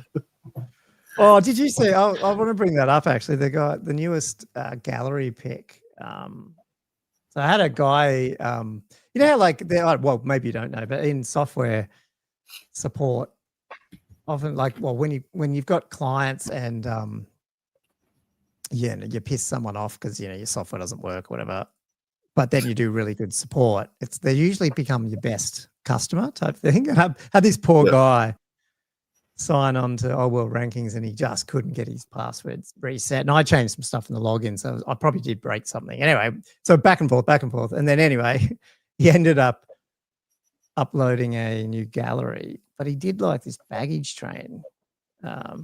Ooh. I asked him, was it flimsy? And he said, no, it's surprisingly sturdy. How cool is it? What?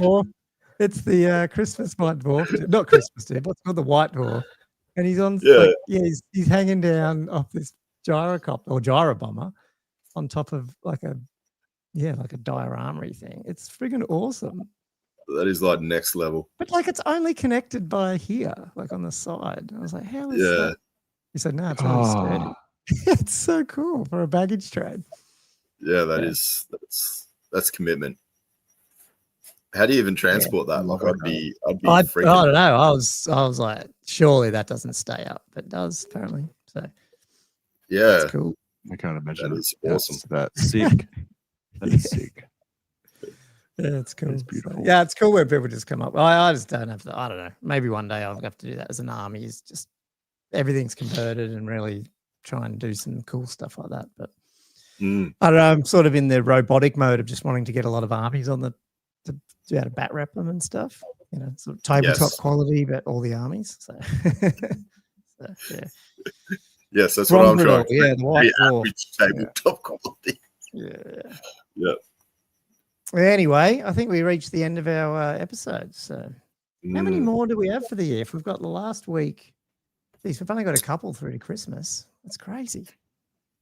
Has everyone written a letter to Santa to get some new toys, or what have you done?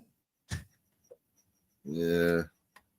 No. Santa doesn't drop presents to me, only the kids. Yeah, not these days. Fortunately. Oh, that's a bit sad. Yeah. I might get some socks or no, well, we won't. The Christmas isn't on our Christmas isn't on our stream day, is it? No. Christmas is I think he just wants us to do an episode on Christmas Day. Yeah, I've got to go to the family. Yeah, that's right. Opening the OWF presents on stream. Yeah, we could do that. Yeah. You know what we should do? We should do a secret Santa to each other. Oh, God. It'd be like a shitty $10 thing that we have to open on stream. That's funny. We have to stream Anyway. it. We'll do it live. Yeah, well, on a stream. Yeah. Sorry, and then sorry, just to answer Black Sigil. He said, might have missed it, but are you using phones or actual cameras? No, just phones. iPhone 15 or something, and then a Pixel 9 for the side view that I just got because I was using it for some dev work. So I don't know. I just find the phones are it's just so good now, like cameras. So you don't need the really souped up. I think if I was doing a full stream setup, I'd have better cameras, but I don't know. Phones are good enough.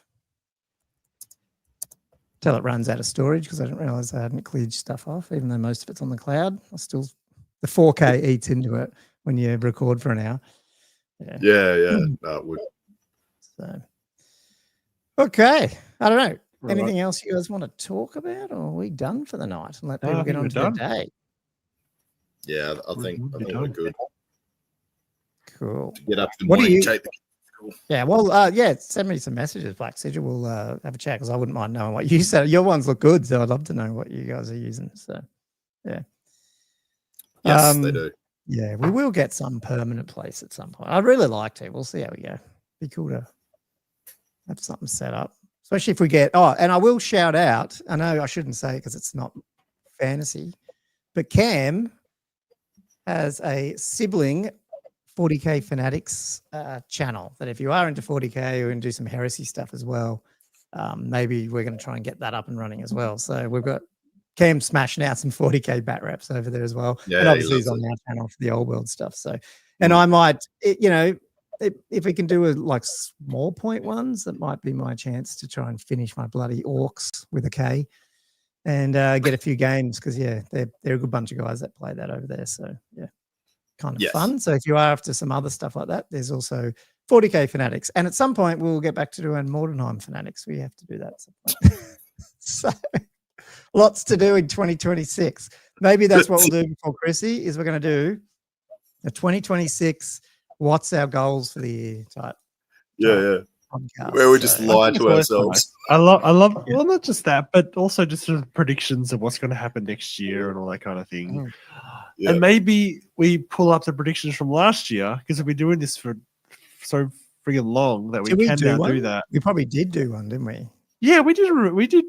I'm pretty sure every year we've done predictions. What's coming next year?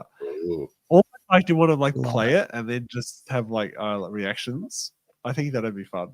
We'll have to go dig that up. I'll have to work out what number that was. But yeah, you're probably right. So let's do that. We'll probably do that next week or the week after, and that's probably it. And then we hopefully got a joint one on the last December podcast. So that will be cool. Which may not be on there this night. I don't know. We'll have to work that out with the guys because obviously there's 3 different podcasts or more that we'll be trying to wrangle time together. So yeah.